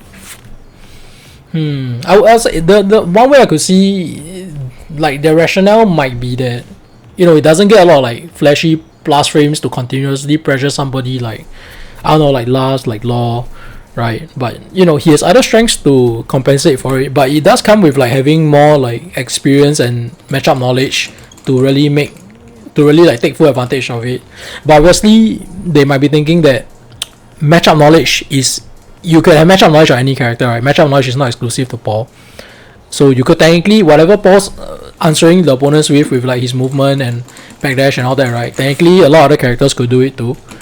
But I think one thing to keep in mind is that Paul's movement, right, is actually pretty good in this game too.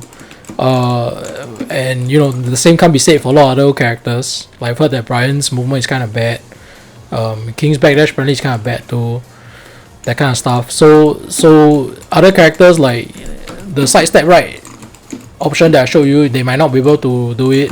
Or against the examples I showed earlier, against like Jun's heat smash or like King's heat smash, right? Like they might not be able to execute that consistently if their sidestep is weaker than usual.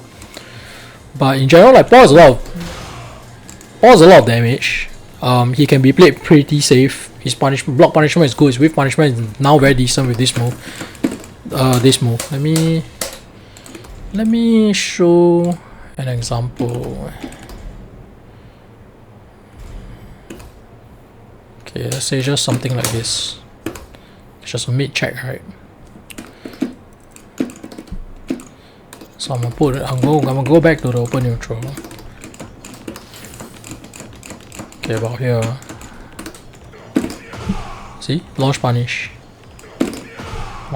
Let me go further. Okay, that's where the limit is, I guess. See? What range is this? Like 3? See? Can launch punish. So his whip punishment is now very good also. Against slow moves, like his whip punishment is very okay. I missed that one. Okay, I need to be faster. See, it can be like on whiff On wave you can react, see it's punished every time now.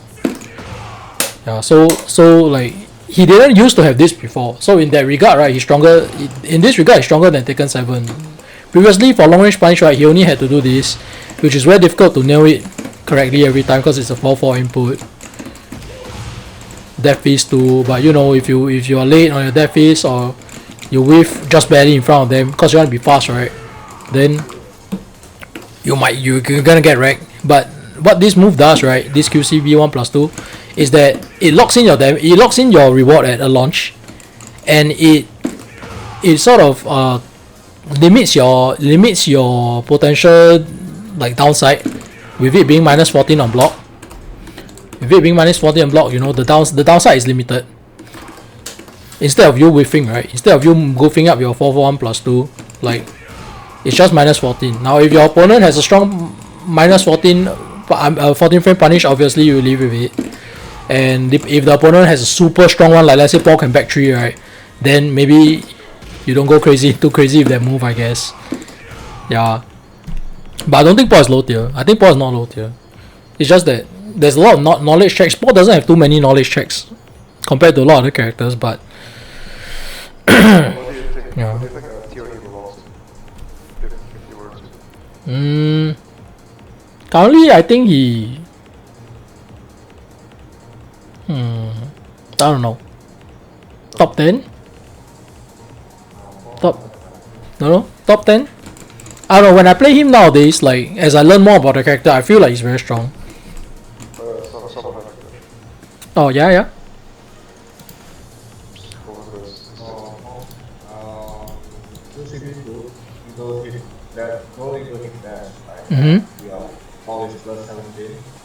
That's only at the wall. On hit, yes. On hit, yes. Yeah, let me. Yeah. So what about it?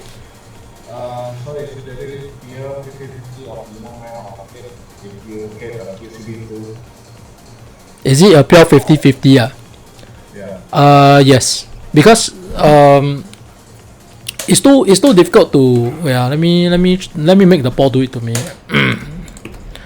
Let me make the ball do it to me.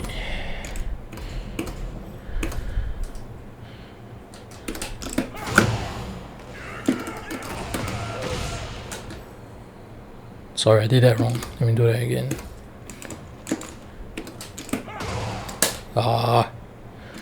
He's got to freaking finish his damn. Okay, you know what? I'm gonna reset it first. Okay, you see, he's just stuck now. What the fuck? Okay. Okay, that was great. That was weird.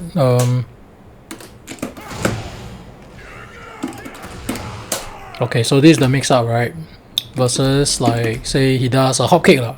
Okay, so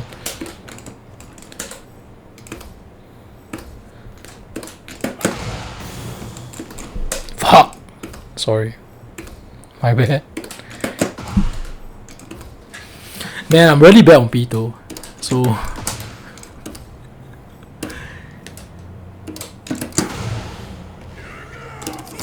okay, we finally got it. Okay, so normally, right, the sort of OS in against ball in neutral get with regards to avoiding damage is to backdash, right? Once it doesn't hit clean, you know, like let's say play king, right? Once it doesn't hit clean, you block the third hit, you can get your 4-2-1 punish, right? And you never have to worry about the demo man, right? But in the scenario described, because it's plus 17, I'm gonna let him do it. I'm gonna let him do it again. Because it's plus 17, right, I cannot backdash. See, I'm trying to backdash now. I cannot. You see my input? I'm holding back. I'm like spamming back. Oh my god. Can you damn hit me? Okay. What the fuck? I was moving back. Wait a minute. I was moving back. I was backdashing. I got hop kick while I was moving back. Lanjiao! Why is the game like this? Okay. But okay, yeah, so I guess there's no, you know, in Tekken 7, you know, when you backdash you have like block frames all the way. It's not the same anymore in Tekken 7. You can't backdash out of, when you backdash out of like heavy plus, right, you're actually vulnerable to everything. Yeah, I get clipped. So I guess it's not an accident. It is not you misinputting. It really is a feature of the new system now. So be careful of when you backdash. So in this scenario you gotta hold back. Sorry. In this scenario you gotta hold back. To really block the mid you gotta hold back. Yeah. But yeah, it is a hard mix up because you cannot, as I've shown, right, you can't really backdash out of it the normal way because plus 17 is just too much. Right? So yeah, it is a hard mix up. It is a hard mix up. There's no OS that I know against this. You can't really jab either. Yeah, because it's a plus 17, you can't interact with anything in time. Plus 17 to I-15 move. So let me see if I can do evasive move. Okay, let me try. Okay, like I tried the, you know, my this move. I tried that. I'm gonna try that again. See, I'm mashing it. Cannot. Doesn't work. So yeah, it is a hard mix up. You will have to eat it. You will have to guess correctly. That's yeah. I guess that's why Paul is strong. If you let him actually like start his engage on you, right? That initial mix up, right, is so fucking painful. Because if he does this, right? Okay, I'm gonna override the hop kick, right? But let's say if he does this. It's fucked up, no? Like if you are worried about the demo man, right? This can happen to you. Like, look at the damage. Like, oh, sorry. Like, can I block low? See? What is that? Like, it was splat. No, if there was a wall there, it would have splattered. So, yeah, like Paul is not low tier. Paul is definitely not low tier. He just needs a lot more effort. But in a year's time, when all the knowledge is like evened out, like Paul will be very high, in my opinion. If he isn't already, I think he's very good. Yeah. Let me show you one thing since you're asking about it, Malcolm. Not every hit engage goes in the same way. Most of his hit engage goes in the same way, right? But his 4-2 is unique. It's less plus. You see? Plus 6 only. So I think in this scenario, right, you can still backdash it, in my opinion. Let me reset. Let me reset the heat. Okay, let me try again.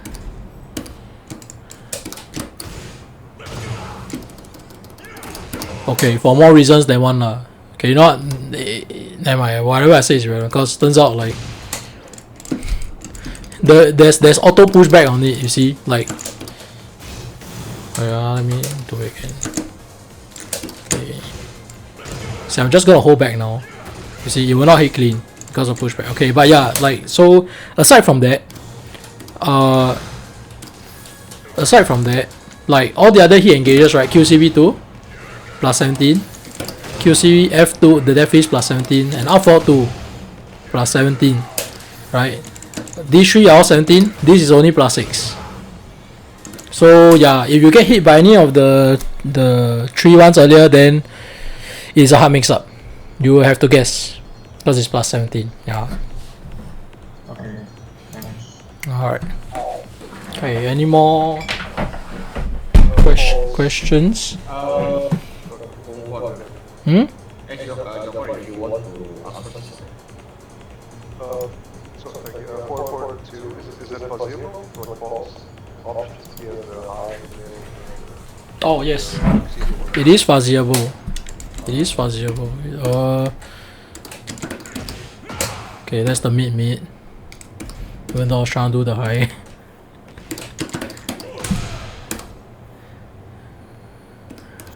So yeah, you can fuzzy it. You should learn how to fuzzy so they don't do this shit to you for free.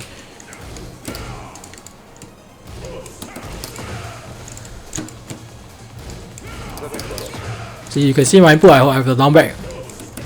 I have a down back input there, right? So, oh shit, I was low on that punish.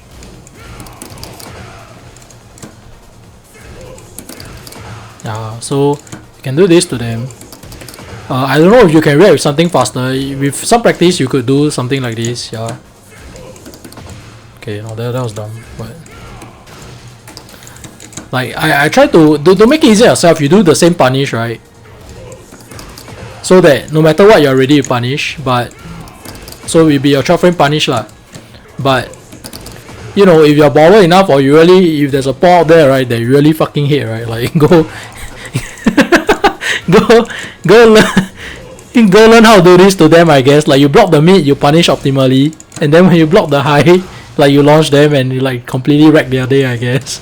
You could do that to them. But yeah. So yeah, but you see, this is the risk. Like if you keep looking for the high and you like that, right, then when the mid comes, you might not be able to switch gears in time. So I recommend, like, if you want to punish, like go for your 12 frame every time, or your 10 frame.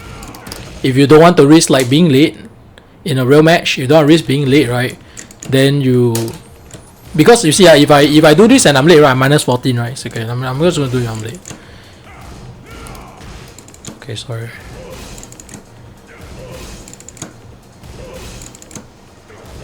My god, why is the RNG killing me? Okay, see, like, okay, if I set him to block after it, okay, he's not blocking after. Okay, but let's say if he was blocking after, right, this move is minus 14, right, so I'm sure for your 12 frame punish, right, it's probably unsafe too. So I would recommend that you train it this way, like just use your 12 frame every time, like whether you duck it or not, just do the 12 frame and move on. Yeah, if you want to be really greedy, or if you're hard reading, then you can go for your launcher, like duck the high and launch, right? But then you see, you're not OSing, you're not fuzzing anymore. Yeah, I imagine it will be pretty difficult without a lot of practice to be able to duck the high and launch while still punishing the mid with 12 frame consistently. Yeah, but yeah, you can fuzzy. Also the third one, right, it's a low, right, so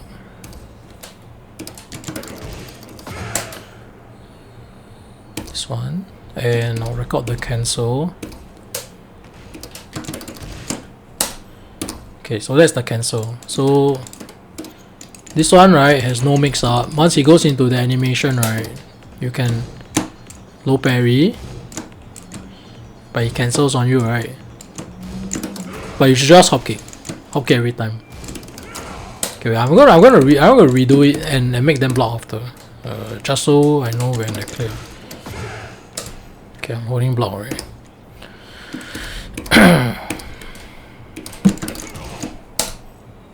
Alright, let me call again. Okay, I'm holding back. Right? So when you see him do this on you, right, you just hop kick. Just hop kick. Okay, you know what? Fuck it, I'll turn on all of them so that we can see how realistic it will be.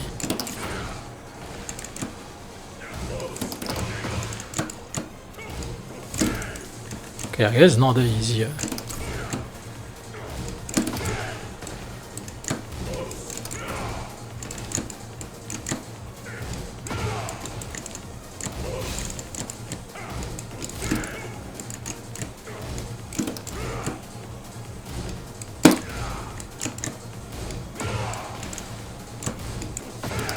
Wow. Okay, so I guess there is a. I think you can probably drill it, but I've never tried this. I've never tried this like exercise before, so I can fuzzy the. I think fuzzying between the mid high mid is easy, but if you see him going for the low, right, then I guess you fuzzy back and go for the and block it just to be safe. Can your character punish? Because if your character can punish since it's minus 19, right, then you may not have to hop kick him every time. Okay, that's fine. Yeah, because if you're, by the time you've confirmed it's not, I don't know if you can, like, I don't know, a player with like faster reactions than me probably could, but like, fucking, my reactions are very shit.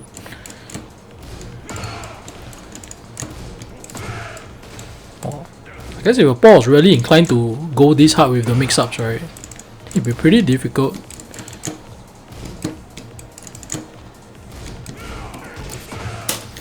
I think can. Like, keeping yourself safe is definitely possible, but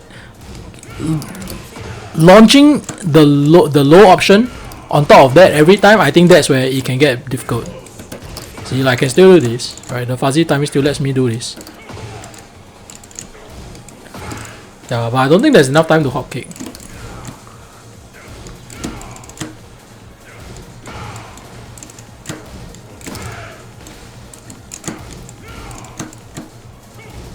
Yeah, but I guess the another way to defend against this, right, instead of OSing like that, is technically if you block, let's say you block all high, right, like I'm not fuzzing anymore, right, I'm just looking for the low. Like either way you'll be safe. Sorry, but like, you know, you always be safe. If you hold back, you always be safe, except that when the low comes, then you low parry or hop kick it. The mid you still get punished, right? The high goes unpunished. Yeah, like you can still keep yourself safe if you don't want to risk going into the mix up every time and you're not familiar with it. Because I recommend you go and lab this later on your own and try to drill it, right? Because if you can do it, then like it's even better. But if let's say you cannot, at the very least you keep yourself safe because the mid is punishable. The high is safe, but it's like -2. It's like whatever. And the low option, you can probably, because you're not looking to fuzzy it, right? Because you're not doing the fuzzy motion anymore, right? You will have, I believe you will have more time to react to the low with a hop kick. See, like if I'm just holding back. Oh no, I should commit earlier. See, once I see that, I hop kick. See, I'm hop kicking every time. Oh shit, that was a bit late. But you see what I mean? Like if you don't fuzzy, right, you have time to hop kick.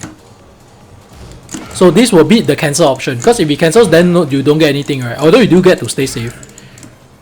But yeah, that's another way. That's another way to sort of OS it. Like you just hold block, you take the mids, and you beat the mids and you beat the lows, and you let the highs go by. See, which is also pretty rewarding in my opinion. But really, I don't think a good ball is gonna be using the low option on you lah. Yeah. See, but you do get to do this. If you're not fuzzing, you get to do it. So I guess there's two kinds of OSs that covers 2 or 3 options, which is not bad in my opinion. Yeah. So yeah, something to consider. So basically, can I sidestep? Can I like sidewalk to the right for the FF2 mix-up? For the FF2 mix-up, cannot, because normally, right, your like post big side sidestep, right. Okay, let me just. Okay, let's get rid of this to make it a bit simpler. Because so normally, like, yeah, pause side step right, weak side. Yeah, correct. But that move tracks to the weak side. Oh, so basically tracking to the weak. Yeah, it tracks to side step right. Oh, but I guess you can walk it now.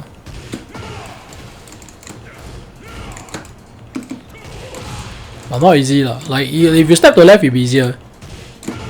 If you step to the left, it's easier.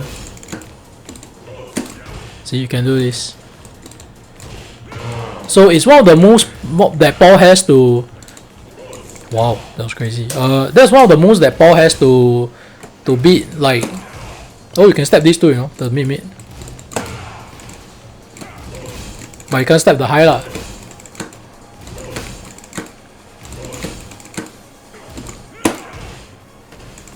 So yeah, if you want to be greedy, you see there's another type of OS against these two that when the high is coming out, right, I press up but I won't get hit. It jails me. But when I side step left, right, and the mid option comes out, I get to step and then I get to launch. So I guess this is another kind of OS if you want to be greedy about if you think the ball is gonna do a mid and you wanna launch him for it, you could side step left. Yeah, you could sidestep left. But yeah, to answer your question, right, Julius, like you cannot sidestep right. It's very hard. It generally tracks to more to the right than to the left, right? But if you're playing like I don't know Lily or Lisa or some character that has good steps, right? Like you could do that. Oh wait, the mid I think can step now to the right also. I managed to do it just now. Let me test just this. Here's the first one. Step cannot.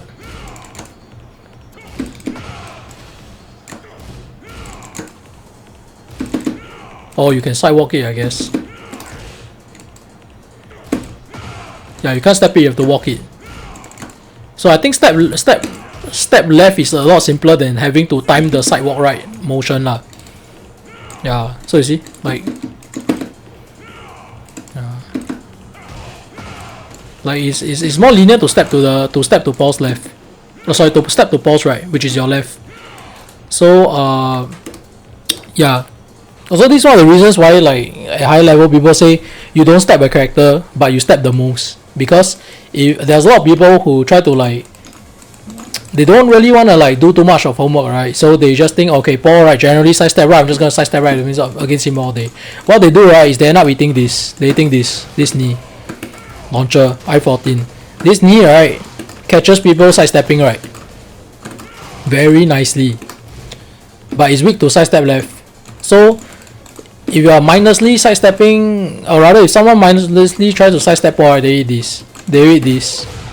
Right? And of course they eat like regular homing moves on top of that. But yeah, and they eat like neutral 3 tracks well also. So weak side is one thing, because it's true that a lot of his moves are weak to the right. Like his QCB2 is weak to the right. Sorry. I'm bad on P2. Like this, right? I don't know if I did it as fast as I could, but yeah. Check. So like, just for example, these two. Okay. So you can sidestep right launch.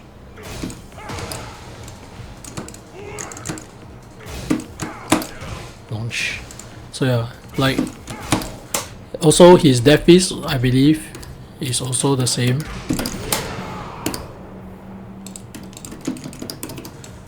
Also the same. It's weak to right. Also, whoa, why is it like that? See, same thing. So because of this, right, I think he's down 4-1 also weak to sidestep right. Sorry, down 4-2.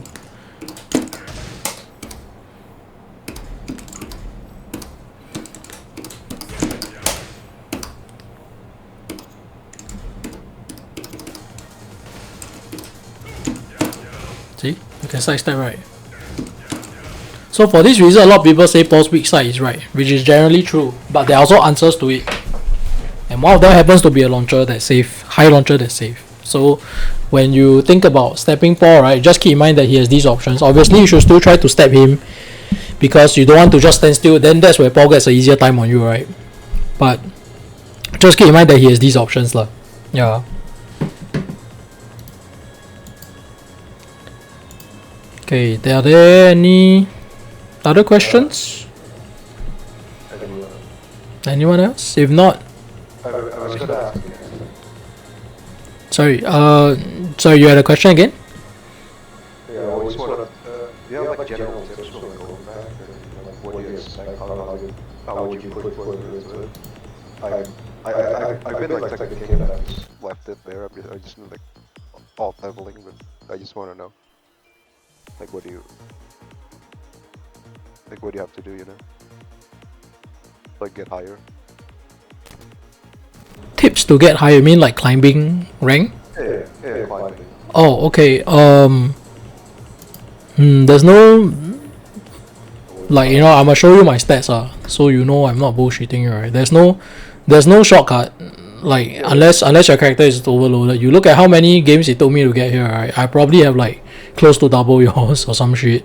Like, it's you really have to know the matchup. The more you know about the matchups, right? Not only are you able to answer their moves, like stepping them correctly and all that, right? But the more, like, how do you say, under discussed aspect of knowing the matchup, right, is that your entire decision making, right, also you'll be a lot calmer. You know, you're not pressing panic moves anymore, because you don't feel like you're fighting the dark anymore, compared to like if you're fighting a matchup, like say you're fighting a very uncommon matchup like Raven, and you don't know what the hell he's doing to you, and you might feel very inclined to do like tons of power crushes, tons of YOLO moves, backswing blows, whatever, or like hop kick or whatnot, right? And you might die because of that. So when you know a matchup, you'll feel more confident letting the opponent come to you, and if they're the type to do strings, you just blow it up and launch them, and you just like stay a lot calmer. So I would say like learning matchup knowledge is never gonna be a detriment to you climbing, right? And then the other thing is well, you gotta end opponents very decisively nowadays. You can't really give them like as much breathing room as we could in Tekken 7. Like if you let them get started with like a hit or like hit engage or something, hit burst, and they get plus streams, they might start looping their mix-ups on you, and it's hard to recover from that sometimes. So when you can end them right, end them decisively, right? Understand your kill ranges. Like if whatever character you use, right, if it can deal roughly around half HP worth of damage with a hit burst into hit dash ender combo, right, then like go for it. And then if it kills, great. If not, there's probably only like one interaction left, and you just do a mix-up and then it's over. Alright, so you got to think about ending people like that. End them decisively. Don't give them any comeback windows. And then when your opponents are in heat, like I mentioned earlier, all the tips, right? Like you either play fast or you get out of there. Either play fast or get out of there. If you don't have the frames, don't try to abari, because heat smashes tend to go through them. Tend to go through like armor power crushers even, right? You can try to grab them a bit more, because if you grab them out of their heat smash, right, then their heat smash is consumed, I believe, and you still get to damage them. So surviving and optimizing your damage, you got to work on all of these, to climb. So like, see how many. See, it took how many matches to get here. Like I'm just grinding the game, like it looks like my rank is high, right? But I'm not a good player. It's just I'm just grinding. I'm just grinding. So yeah. So it took me like 1,000 over matches and still not GOD. Some people reached it at like 700, 600 matches. They reached GOD already. Yeah. Because like for Paul, he's not too like really well overwhelming kind of like rushdown character. So he kind of needs a bit more experience and matchup knowledge in order to really like show what he can do. So I'm just like grinding and learning the game slowly lah. Yeah. So I don't know. I'm not sure what character you play, but if you are playing a character that's very rushdown heavy, try to think about other kinds of ways you can beat your opponent. Because rushdown at the highest level, everybody's good. Most players are good at rushing down. 90% of players are good at rushing down. So hell, some people might even be better at rushing down than you, right? So there's gotta be you gotta look for other ways to beat them lah. Yeah. Yep. I would say learning to play a bit of every kind of playstyle is gonna be important, because certain playstyles naturally counter each other. So like rushdown is one, defense and turtling is one, counter hit fishing is one, with punishment is another one. Even pushing to the wall, if you have moves that push very well with a lot of pushback, right, and save on block and do a lot of pushback, or ideally even plus on block, like I don't know, like Claudio running to something like that, where you get to push people out to the wall. Then once you push opponents to the wall and they cannot, and they don't abari you back then, right, they don't abari or like try to steal their turn by then you have them at the wall, right? Then you can, all your moves won't whiff anymore, and any kind of splat you do leads to big damage because of the wall splat. So any mistake they do, any punishable moves they do, if your punish tends to wall splat, right, then well they're gonna die. They're gonna just die at the wall. Then if they gradually start to abari back, because they know like if they reach the wall they're gonna get wrecked, right, then now you have induced a very predictable a more predictable abari timing from them, right? Like let's say about three backdashes from the wall they start to do power crush, and you notice that next time you can just hold back to block and punish it, or if it's a high power crush, let's say if you duck it, that kind of thing. So it goes back to game planning lah. Yeah, like being able to watch what your opponent does and counter it is gonna be pretty important to beating them consistently. Because your trouble with it is probably that you're going up and down a lot when you play rank. Because like there's some people you just steamroll, and some people you have a tougher time dealing and you cannot enact the regular game plan that you always do. Yeah. So precisely because of those cases, right, those are the ones that's like when you beat the people you can beat, and then those people bring you back down again. So you gotta think about how to beat those kind of people, those kind of players. Comes with knowing the matchup, comes with knowing their tendencies. Because I believe at your rank onwards, right, the player pool gets smaller. So you start meeting a lot of the same people over and over again, right? So try to keep in mind what kind of tendencies they have and remember it for the next time you meet, so that you can have an edge over them, right? Yeah, because for offensive based characters, right, offensive based players, they tend to just play the same offensive game plan no matter who they meet, because they've just like refined it to such a high degree, right? And most players have not prepared extensively for this one person's playstyle or this one person's character, perhaps. So that's where if you put in the work, you can get an edge on them. Yeah. Well, there's no shortcut, lah. Unless you play like Azucena, I guess. You could play Azucena, I guess. So yeah, like yeah, I guess you could scratch out there and just play Azucena. But no, otherwise, like, you want to learn the game the right way and you want to like get higher rank in a way that, like, you know, it's not like a fraudulent way of just rushing people down and getting there, right? Like, you do have to put in the work. It will take a longer time to get there.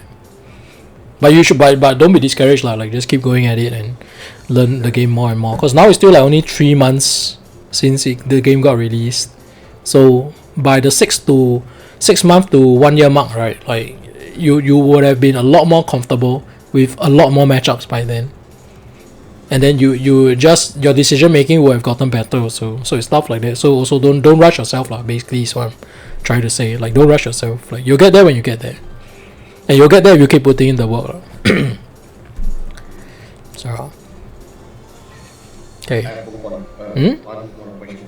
How to do the calculation of how many frames you can interrupt your opponent? I mean, like, let's say the KCF one is -3, right? Okay. And then he starts to sway. He continue with the 2, right? The 2 is like 15 frames, if I remember correctly. Oh, you mean down 4-1, is it, for Paul?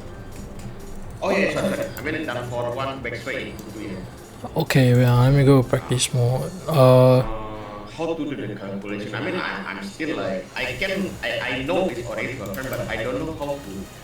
Oh, okay. The detail of the calculation. Okay, let me pick Paul.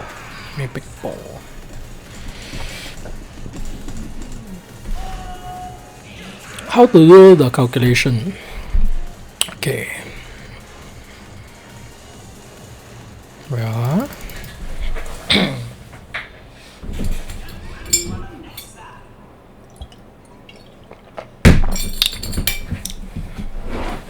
Okay, so let's say, right, the ball is doing like what you described, right? Down 4-1 into swing.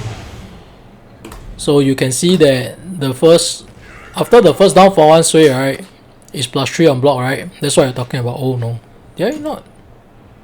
Okay, now I'm gonna record again. Okay. So how do you count the frames? Sway, right? -13. Sorry, +3. Oh my god, I don't know why I said -13. +3 into I15, right? So 3 minus. So you take the +3 and then you. How do I say? You take the 15, right, and then you -3 for it because it's plus. If it's minus, then you add to it. So the plus frames, right, you -3 from 15. So 15 -3 means I got 12 frames to trade with him, right? Yeah, 12 frames to trade, 11 and faster to interrupt. So like if I do shoulder, right, it should trade. See, it trades. My 12 frame shoulder, right, I'm mashing it. Yeah, see, we trade. If I do 11 frame, this back one, right, you see, back 1 + 4, 11 frame grab, I will beat him. See, I beat him. I do 10 frame jab, I also beat him, right? Because what this 15 then -3 tells you is that you have 12 frames to trade, 11 frame and faster, you will outright beat him. So this is how you calculate. If I give another example, like give a minus example lah. So if let's say like I do, I don't know, what's a good example? Like I do down forward 1 into QCB2. But now I don't sway. So down 4-1, right? On block is -2. If I don't sway, it's only -2. It's -2. Right? So based on the example I just gave you, right? How many frames do I have to interrupt? I would like to hear your answer. 13 frame. 13 frame? No. This is the different. This is the down forward one, right? Is now -2, and then I go into a 15 frame move. It's very when let me. Okay. So basically, you give me 15 frame. Yep. Okay. And then like into plus 3 or. No, it's not +3 anymore. This is the unswayed this is the non-sway version. It's -2 on block instead of +3. 17 frames for. 17 frames to interrupt. Yeah. Okay, so okay, let me try. Okay, I try a 17 frame move and outright beat him. Yeah, because it doesn't come, the sway doesn't come out instantly, so the sway 2 is not I-15. If you do it from open neutral, it actually takes about another 2 to 3 frames more because of the sway motion. But because down for one sway, it goes naturally into sway motion, so he can press it immediately without delay. But yeah, you're right, it's about 17. Actually, it's more, like effectively it's even more than that. So if someone does it, like you see, I can just down forward to him. Yeah. So yeah, like I hope with this you know how to. I hope this show you how to count frames. It's pretty important. Yeah, but So basically, when I saw for the down forward without the sway version, it Uh-huh. feels like because my opponent only -2, and then I need to know what kind of the next opponent move, right? So Uh-huh. I can calculate, is it correct? yeah, correct. So like, if you jab, there's nothing they can press that can beat you unless they crush your jab, right? Yes. But they could move, and that's where the game gets more complex. They could move, they could duck, and then if they duck, then you need to do your then you need to do mids already, right? So it really depends on like what kind of retaliation your opponents do. It doesn't mean that if your opponent is -2, right, you get to press anything you want on them, because they could do backswing blow, okay, to do like hit burst, and just steal the turn back too, right? They could just press hit burst because your armor through, right? So yeah, but generally yes, that's how you count frames. But just keep in mind that like frames are not everything. You have to, especially if it's low minus, right? They always have the option to step anywhere from, I think, around -4, -5, right? They can still step. Right. So like I give you an example. I get the opponent paw, right, to do I don't know, like generic downfall is -4, right? Oh no, I goofed it up. Sorry. Let me record that again. Alamak, he cannot step into the foreground. Fuck. Okay. Try the other way. Okay, so okay, let's try. So I'm gonna jab him after, okay? See? -4, right? -4 and +4, right? See? Your opponent can still move. So your frames are not be all and all lah. Like you have to think about tracking also. See, if I press down for then I catch him. Right. I press this, I catch him. Oh, if I press down for 2, I cannot. Yeah. So like just keep in mind, if it's like anywhere from -1 to, I mean even 0 on block. Even 0 on block, like anywhere from 0 to -5, right? They can still stab you, depending on what moves you press.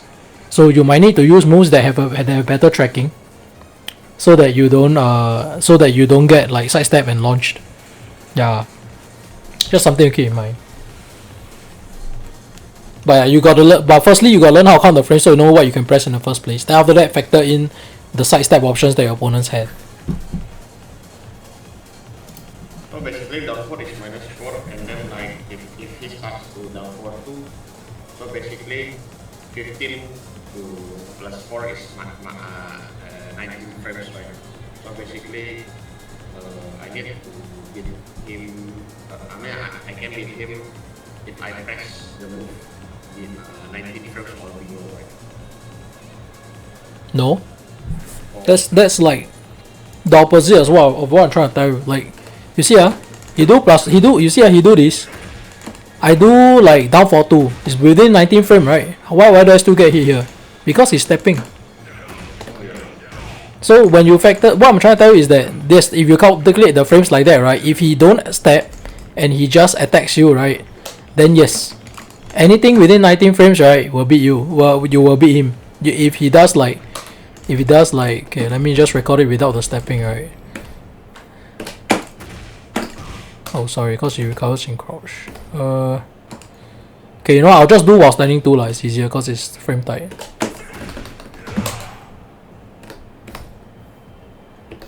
Okay, so then yeah, in this case, it would be, you would have up to 19 frames to trade with him.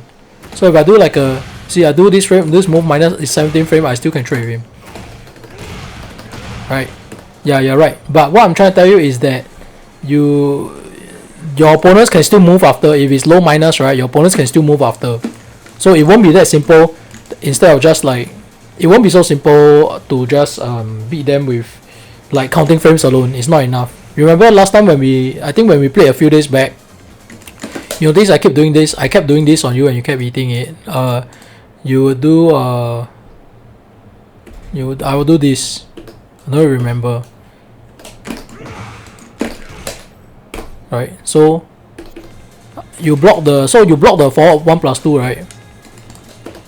Eh, they are not recorded. What the fuck?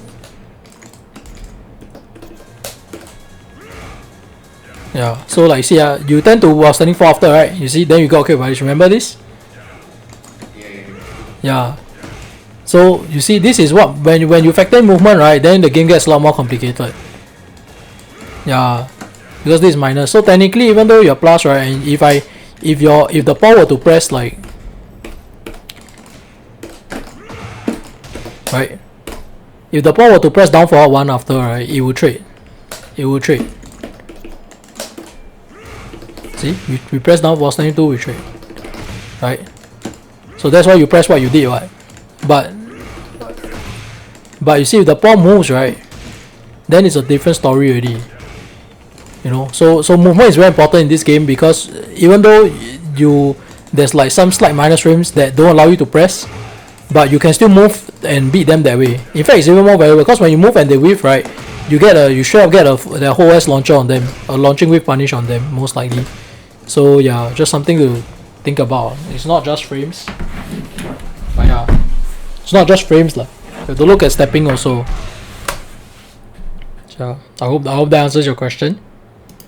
Okay. Well, basically, I need to adapt with the situation as well. But like you have to understand what options they have lah. In this case, even if they cannot press back, they can still move. They can still hit burst. They can still do some kind of backswing blow on you.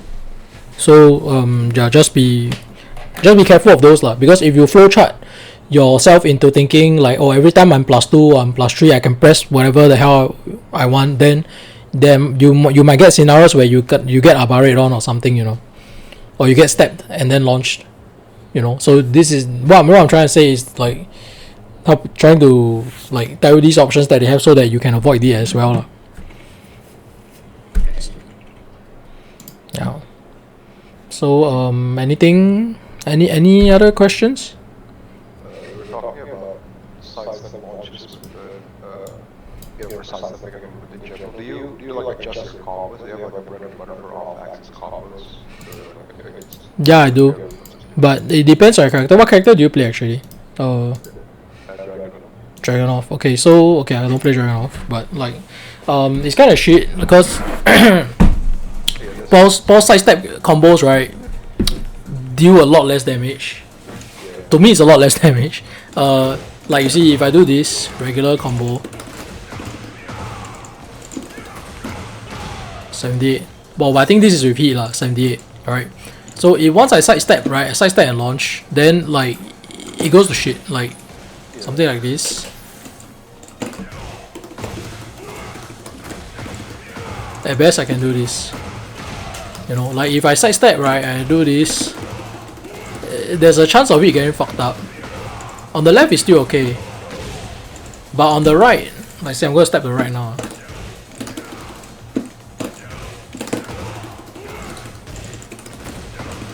Oh, this is not too bad. But depending on like, if it's too much to the side like this, or like this. See, like I can't even start the right way anymore.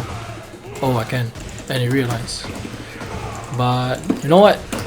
There are scenarios that happens, right? I'm sure you know that's what you're asking. So in those scenarios, right, it'll be good to find a super consistent combo, even if it deals less damage, right? Like it's important to find a super consistent combo so that you can still like so that your combo doesn't drop. Because if you've gone through all the effort of like reading and stepping correctly, and then your combo falls short, right? Then it's kind of like a pretty big waste, right?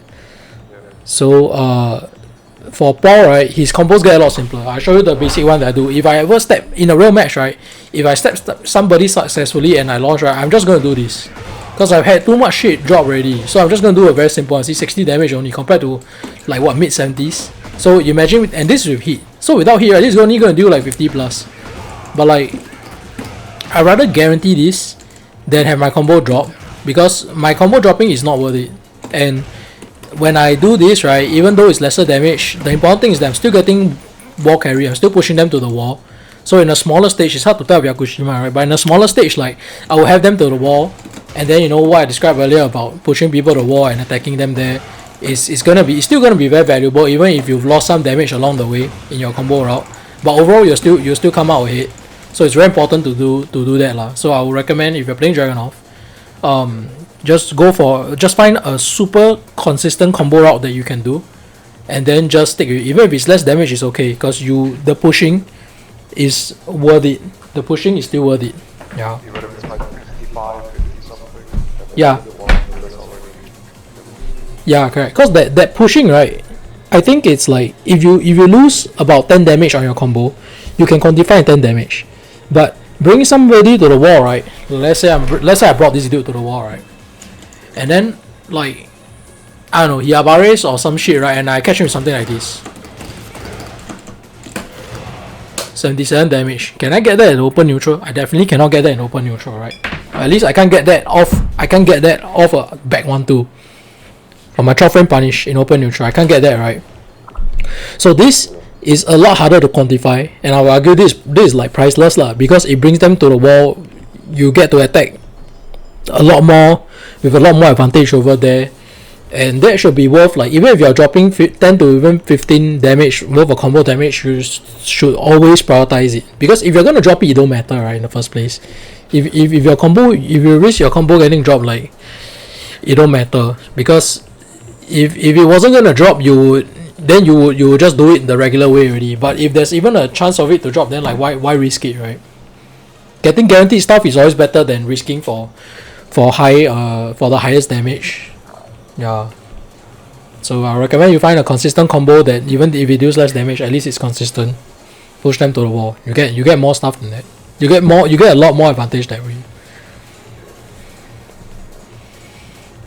Okay. Let's see. Shit, it's like 11:15. Okay, you know what?